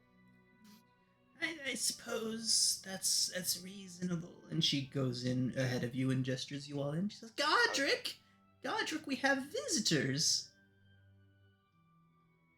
And as I walk in, what do I see with the light? The figure underneath the bed is still covered. Oh, but in the room though, around. You see what I've described for everybody else. Okay, gotcha. Can someone with mage hand pull the covers back? Someone with actual hands can pull the cover back. I'll go in. I will cast mage hand and pull the covers back. There is a skeleton on the bed. Do you think you can help him? Like a skeleton? Oh, he doesn't look too far gone. Like a skeleton man, or like a skeleton, like an actual, like the remnants of a man when there is nothing left but bone. What the fuck? I'm gonna look at the lady and insight to see if she's crazy or not. Go ahead. I expect this to be a Insight pretty lunacy? low. I expect this to be pretty low DC at the moment. I feel bad now. She is 22. quite insane. Oh jeez. Well, you see, when he didn't do the cleaning as I asked him to do so many times, I just decided that I might be able to encourage him along, and I may have slipped a very deadly snake into his bedroom. Oh my god. Yeah, that'll do it. I understand the compulsion. I understand the compulsion, Hank, run. It's taking him quite some time to recover. I see. What was her name again? Talmora. Tolmara. Tomorrow. Tamora. Got it. Well, I'm just gonna go outside now. I'm just gonna back up slowly from her. As I gesture to the others to leave the room, I'm just gonna like grab hold of her hand, and I'm gonna be like, "My dear, Oh, God. your husband has lived a wonderful life, but judging by his current He was quite state the and bastard. attack, well, No one in a you know million what? miles will convict you. I believe you if that's what you say, because you know what, we weren't the ones that lived with him, but I can tell just by looking at him that he seemed like a great man. However, it seems that your husband may have breathed his last breath. I can tell by his collarbone. He was awesome. She looks towards him and she says, "Oh, well, I suppose I don't need to keep him up here anymore then, do I?" Probably not. I think it would be in your best interest to make a beautiful grave to honor him and perhaps bury him in a honorable fashion. Maybe even pray a prayer over him so that he can go on to the afterlife peacefully. That would be lovely. Well, I'm sure Horace here would be happy to give a prayer for him so he passes on peacefully, and we can hold a nice little funeral for him before Yes. we move on.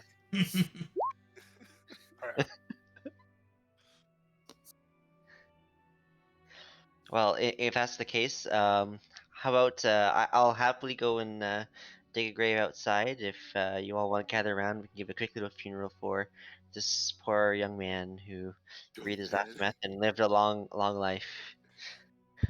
Why you keep saying everyone's young? That is nicer that way.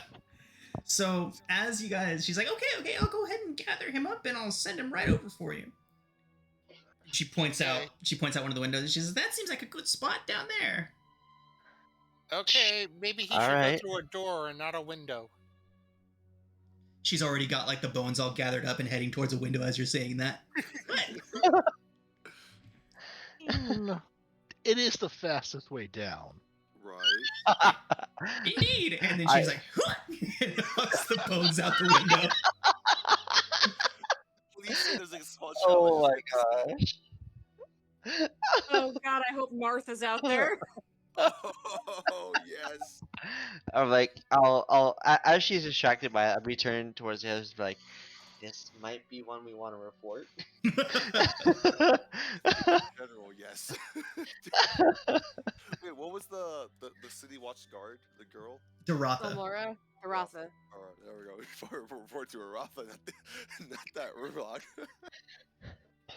All right, well, Too busy harassing people coming into town to notice that a guy's been dead for 6 months. Long enough to decompose. Right? I kind of want to play devil's advocate here. Do we really want to tell Doratha about this? It's kind of too late to save him. You know what I mean? You know what? Okay, fine. You fair point. To be honest, Let's just let her go her way. You know what I mean? Nobody really bothers her. you know what? I'm of the same opinion, but at the same time, I think we should tell the people at Tribor about this one. I mean, we can tell Unless- somebody. Let's tell the guy who paid us for the secret. Yeah, we'll Exactly. tell Yeah, him, yeah, and then we'll tell let him him. be the one that takes it in, because like Yeah. then he yeah. gets stabbed with you know, And then needles. And then as she refocuses on us, I'll act like nothing happened and just be like, all right, well, let's go downstairs and we'll give him a quick little funeral and we'll be on our way because we feel very remorseful about this whole affair. This place makes me want to shower. All right, so as you guys head behind the building and gather around, she's just sitting there, and she seems like disinterested all around. And as you all finish saying your prayers and burials, she's like, and ask her, is there any last words or anything like that? She would just say, oh yes, thank you.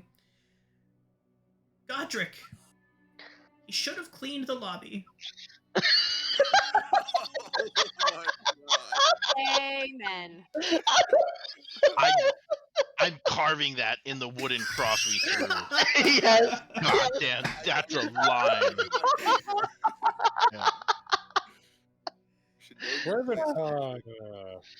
Reverend just takes a few steps towards Horace, leans down a little and goes, you know how you were trying to get me religion a while back?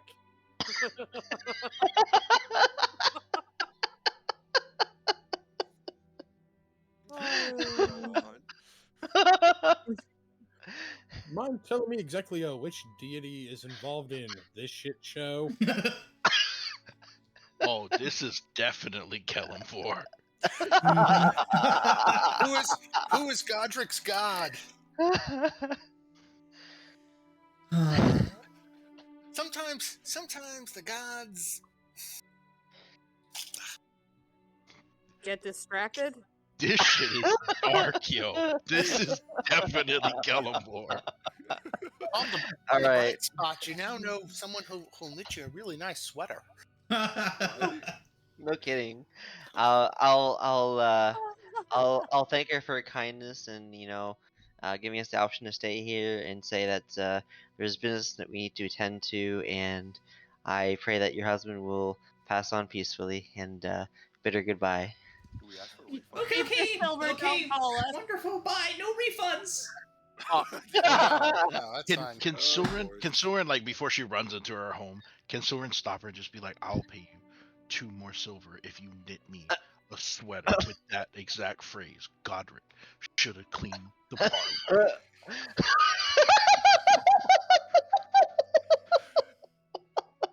Oh my God, Chris. I drop a sweater like a football jersey, and on top it says Godric. Yes. Under it says should have cleaned the lobby. This is In amazing. Yes, I want that in white with blood letters. That is amazing. Beautiful. She sits back on the porch and immediately sets to work. Well, Waterkeep are never gonna believe me without this.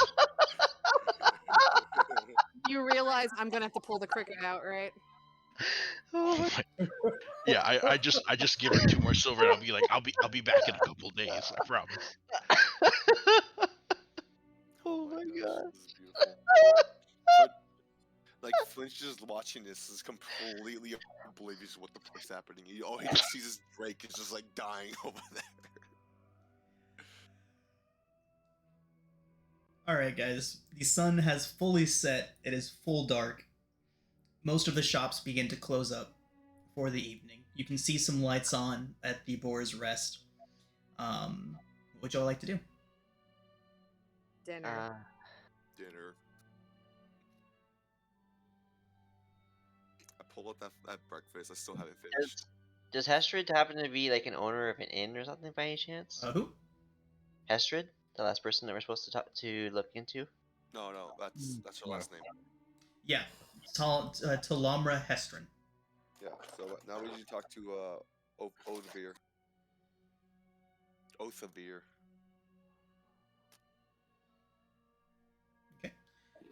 She's gone from Tamara Hestrin Witch to Tamara Hestrin Widower. Yeah. More like Black Widow.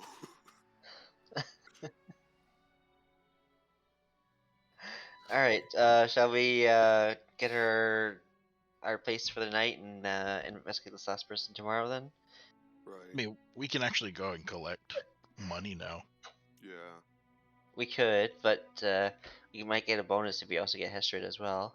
No, there was only those three people. There was Tolamra Hestrin, who you just spoke to, Nemeth, and the other one was Othavir. But oddly enough, as soon as the conversation began, what's his name again? As soon as your conversation began, the greasy man said that, after all, I think he thought he actually knew what he needed to know about Othavir already. Huh. Yeah. Mid conversation, he changed that. All right. Well, in that case, I guess there's no reason why we can't just report our findings. Right. So was this the story straight with Nemeth? Nemeth. Nemeth. Yeah. Nemeth. Yeah. Nemeth. Our concocted story is very clear. They had a brother who was a scoundrel with Yeah. a wife named Chastis. No, Chastity. Chastity. Chastity. Thank you. Chastity. Yeah, Chastity. Chastity's And was there's a Nemeth's whole wife. there's a whole thing that happened there, and Garth slept with Chastity.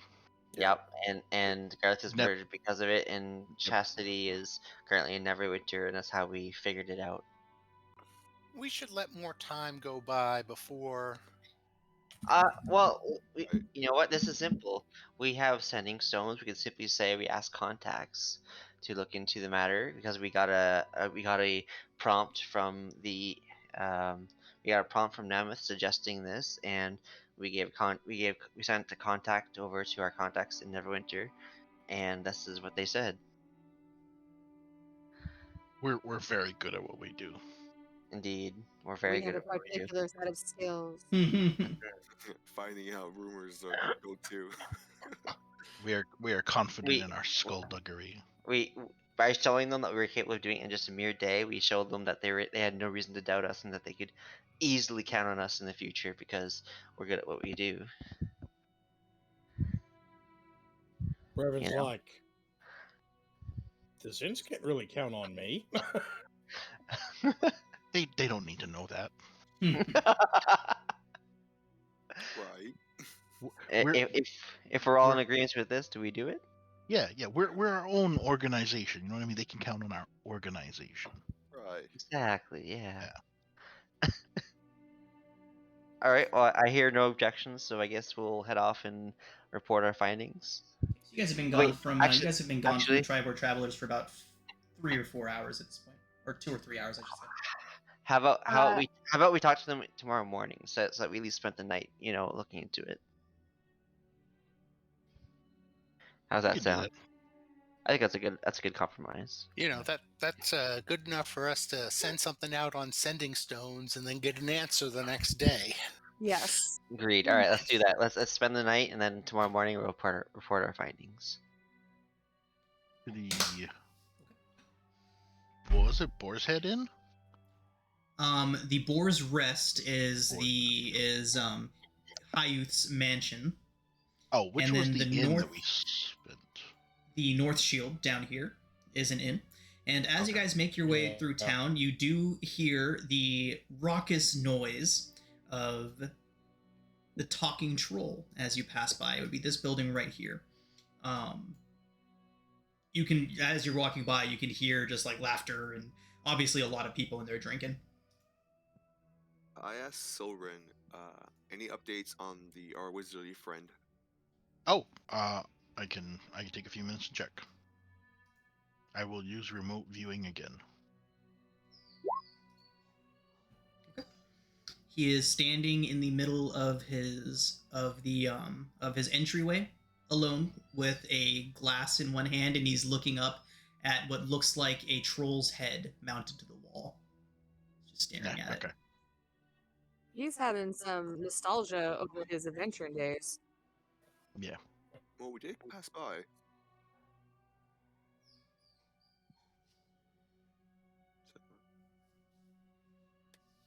So you guys heading to the North Shield for the night, or is there anything else you'd like to do?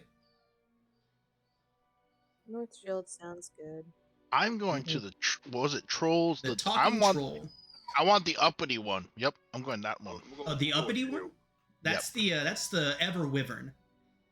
Oh, which one's the Ever one? The Up one. What? Which one seems more like a good night of drinking and having fun? Oh, that is definitely the talking troll, which is. Yep, I'm going to the talking troll and getting accommodations there. I'll join you on that one. Okay. I can't tell which one my icon. Wait, which one is my icon? Oh, there we go. Found it. I'm gonna use my background to get free room and board. Nice. So, Soren, as you go walking in, as the two of you are approaching the door, and anyone else that is accompanying them there, as you are just walking up the steps into the door, into the structure, the door bursts open and a human male comes flying out of it as if thrown at a great velocity straight through the door. He crashes onto the ground and rolls and gets up, kind of does his own. He's like, "This is a stupid bed anyway." He gets up and stumbles off into the night. You tell him, buddy. Said, by the gods, what was that? Brushes himself off. You guys can hear even from outside. It is a very lively tavern. I'm going in. I'm just gonna step over the guy. I just like, pardon me, and I just like, it's way around him. It is dimly lit inside. It smells awful. The place is loaded with old furniture, drunks laying around in various different spots. You can see that it looks like the roof might have caught fire a couple times, and no one really bothered to fix the holes.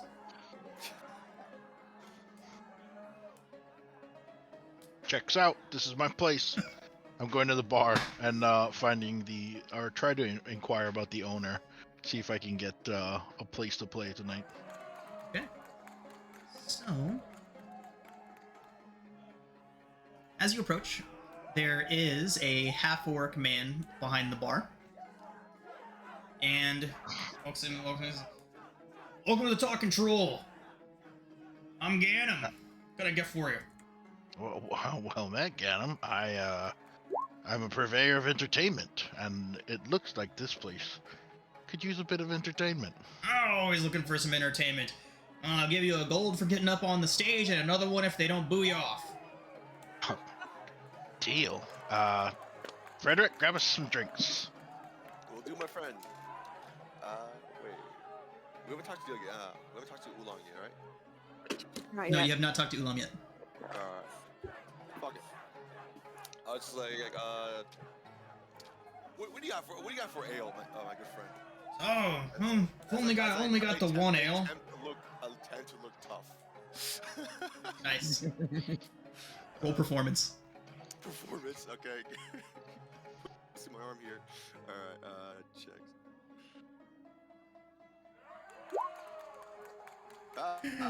As you approach, he looks at you and takes a brief pause, and then throws his hand. He's like, "Oh, you better watch yourself, man.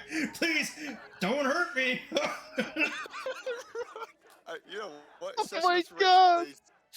Session of inspiration. You rolled a double one, my dude. I know. How Like- the fuck?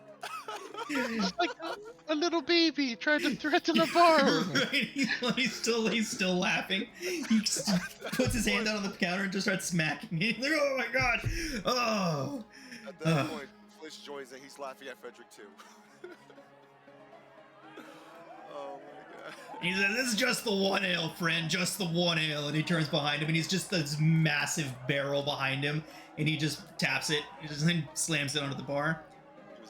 All right, I gotta try this. I'll take that. That voice cracking. That voice did. A bunch of people around you start chanting, "Chug, chug, chug." Will do. Want another check or just? Roll a con save at disadvantage Disadvantage. Okay. because of the sheer embarrassment. God. All right, good. Constitution saving throw.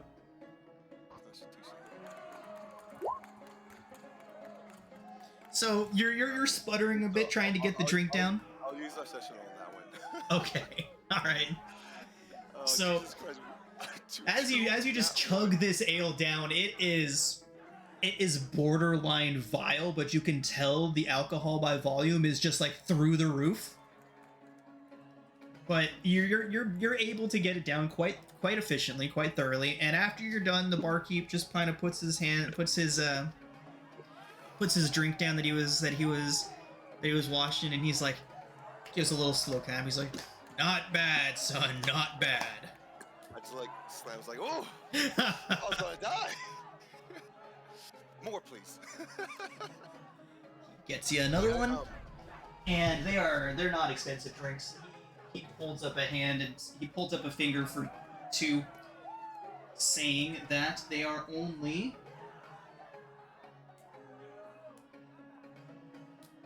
just a single silver a drink, or I'm sorry, a single copper a drink.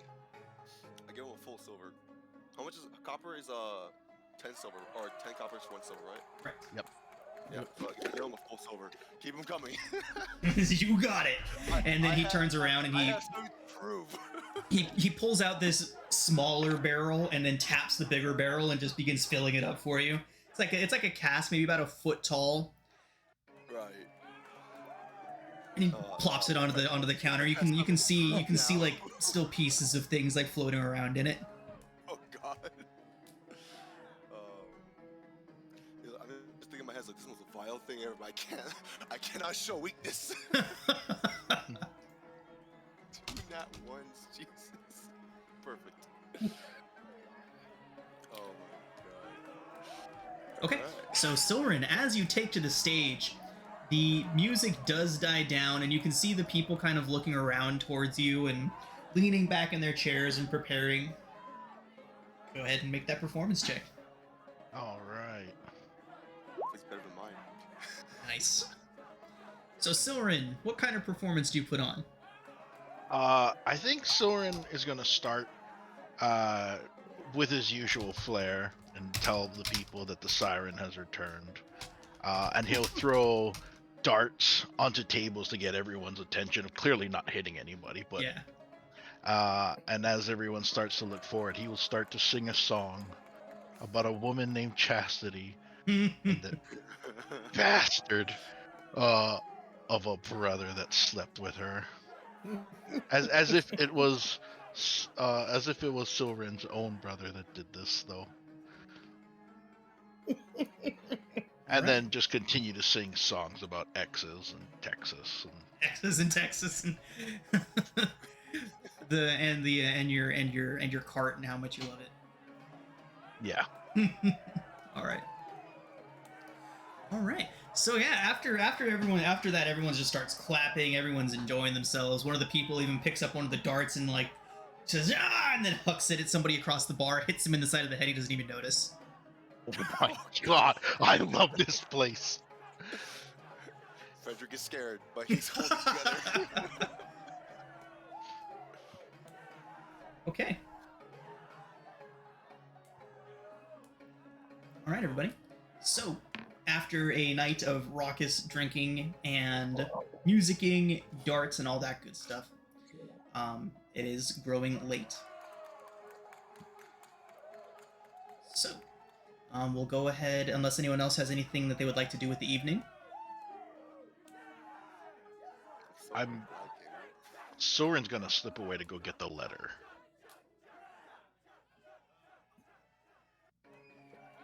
Oh, from Othri. Okay. Yeah, and that's all he's gonna do, and then he'll return to the control tower. The only thing Drake would do would just be to check in on the others and see if any new news is coming.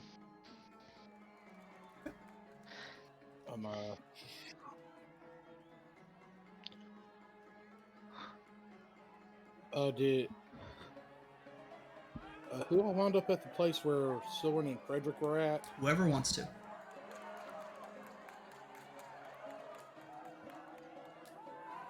So so Silverin and Frederick are the only ones that said that they were going. But if anyone else would like to have been there, you're more than welcome to. And if there's anything else that you'd like to do, there you're more than welcome to. All I'm gonna say is I'm like 5 pints down. I don't even notice Silver leaving. All right, I'm gonna need another con save from you. Yeah. This better be another double one, I swear. Oh, Oh, God, please Can let I- me double can one. I- one. Can I throw him a Oh, bardic inspiration? for the con, 6. sure, for the con save. Yeah. Yeah. So it's an 8 plus what?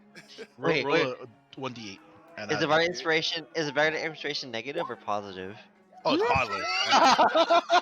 Yeah, So I tried. Soren, you see from the other side of the bar, Frederick is like stumbling around, and Frederick, there you barely able to keep your feet. You stumble into a booth, and there's a man sitting there, and he leans, he looks up, and he's like, you too, huh?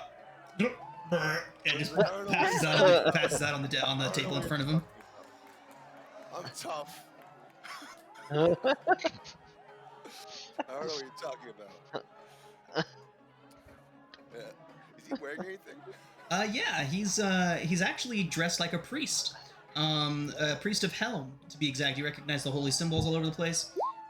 He looks like he was official. He looks like he was an official traveling priest of Helm at one point before he found himself here in this drunken stupor. I asked him, like, what are you doing in a place like this? I'm just on my way to Red Larch. Supposed to go there from Neverwinter.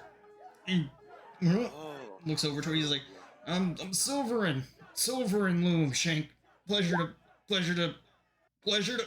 Whoa! And he just pukes all over the table. I'm like, I know a girl there. She's a harlot. Slept with my friend, or Slen's brother.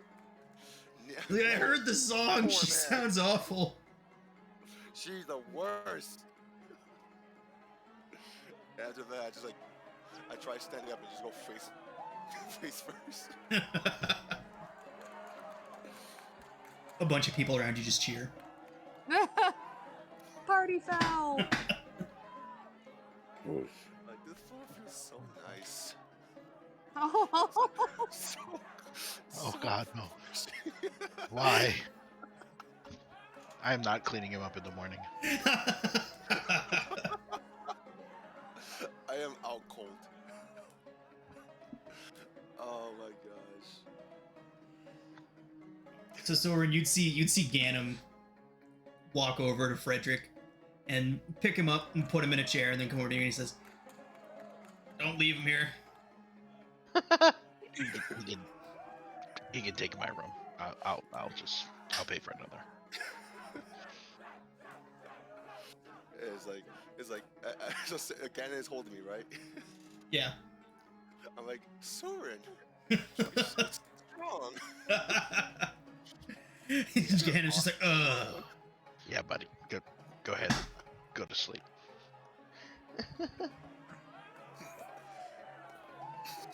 Very All right. soft hands. So Horace sending a 25-word report to Katha, to Moss Blossom. It should include that we're working for Zent right now. Right. Zent hired us to find secrets of people in town. Zent's hired for creepy things. Okay. You guys don't get any immediate response. It is late. No problem. Now, of course, the next concern, since the Zins are correct, is let's see what secrets they have, because it could be financially beneficial to us.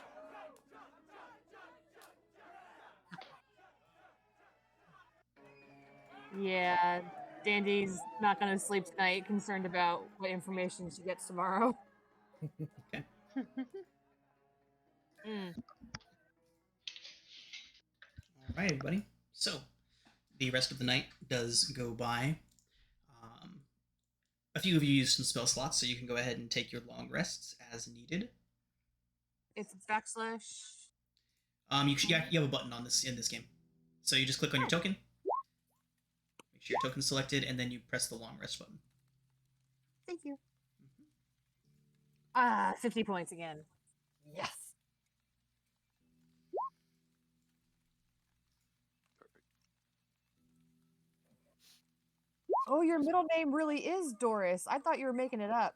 No, that's the full name. It's a I was going with the mouthful. whole Frederick Dorius von Ennick.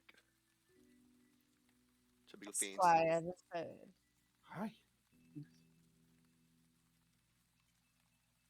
So at some point in the night, you guys begin to hear the rain falling again. It's not an uncommon thing for you now to hear. It's been on and off for the past many days now.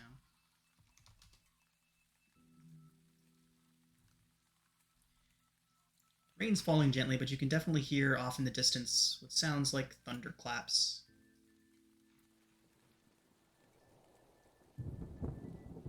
And yeah, the night does pass by, and those of you that did not spend your evening getting completely and totally hammered, at the beginning of the morning, you can see the gray light breaking through the cloud cover. 7, 8 in the morning as the first of you begin to rouse. Anyone that got up earlier, the streets were empty. There's not too many people around. Drake definitely would have been up early. Okay. On top of the roof, Jake, even in the rain? Yep. In the rain, I would have put like some cover over myself. I still would have been outside because I'm more comfortable outside. Okay. Soren would also woke up early. Okay. I'm just puking my guts out right now. The back of the troll hut. I'm just like right behind, just vomiting everything out.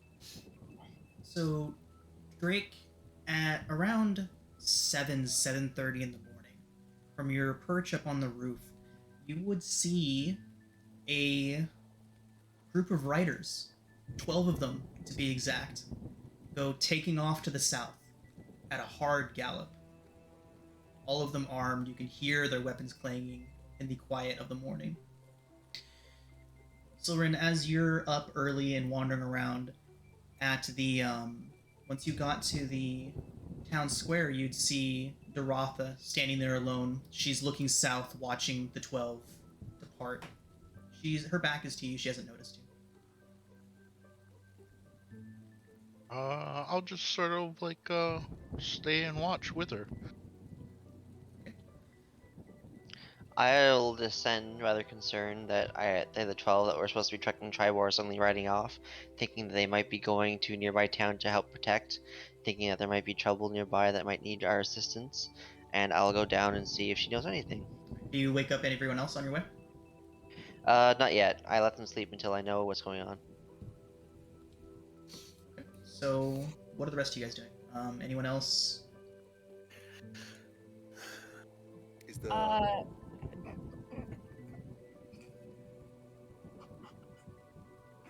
I guess we're asleep if we haven't been woken. It's about 7:30 in the morning. If you guys, Yeah. Danny wasn't going to sleep very well anyway, so she's probably up terrorizing Brevin.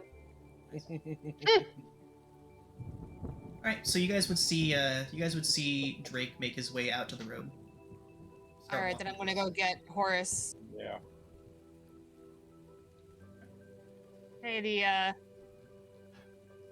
So, Drake is on the move. Oh man. Before my eggs and sausage. don't talk about food, please. I think he just runs on bad decisions. We better go. Soren will head back about 60 feet and send a message to Frederick, telling him to go to the square. If you can comprehend, that is. Do we pass Frederick on our way? Because we can grab him and... He's heading from an opposite direction. Gotcha. He's up here. You guys are over here. So, Hi. I'm not As- an idiot right now. So, as you all approach the square, Dorotha, at this point, can certainly hear you all gathering, but for whatever reason, she's still just staring off to the south. At one point, Oh, Dorotha, what do you see? turns and says, "I'm very glad that you lot are here in town.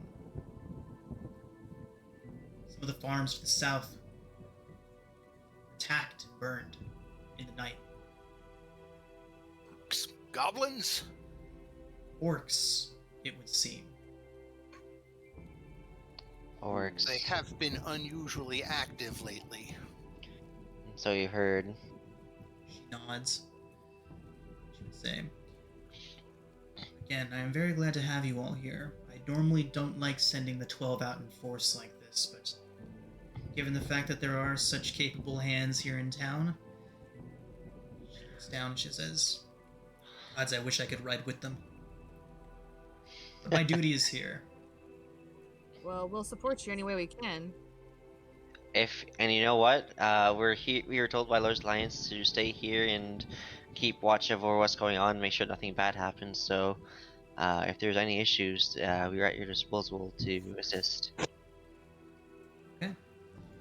So she nods and says, "I've got the strangest feeling. I can't quite pin it down, but something is very wrong. The attacks in the middle of the night. Singing Hill Ranch, Merry Meadow, both burned to the ground. The orcs didn't even seem like they wanted anything. They just arrived, killed, burned, left." Do you think they're trying to draw you out? She turns towards you. Contemplative look on her face. At that moment, you all hear a woman scream far to the north. It's almost lost on the thunder, but a moment later, another scream. Dorotha straightens and looks out to the north, where you're beginning to hear yelling and shouting, when a man comes around the corner, full sprint to the south, and he screams, "Giants! Run!" We'll return to Rotha and be like, I think this is our cue. Do you mind if we take control here?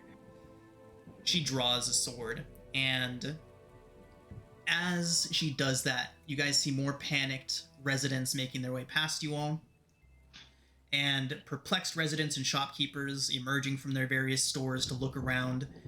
And as you look up at this, an enormous boulder comes barreling out of the sky, seeming to have dropped all the way out of the cloud cover. The clouds are hanging so low, and crashes directly into the tower in front of you, carving a huge hole into it.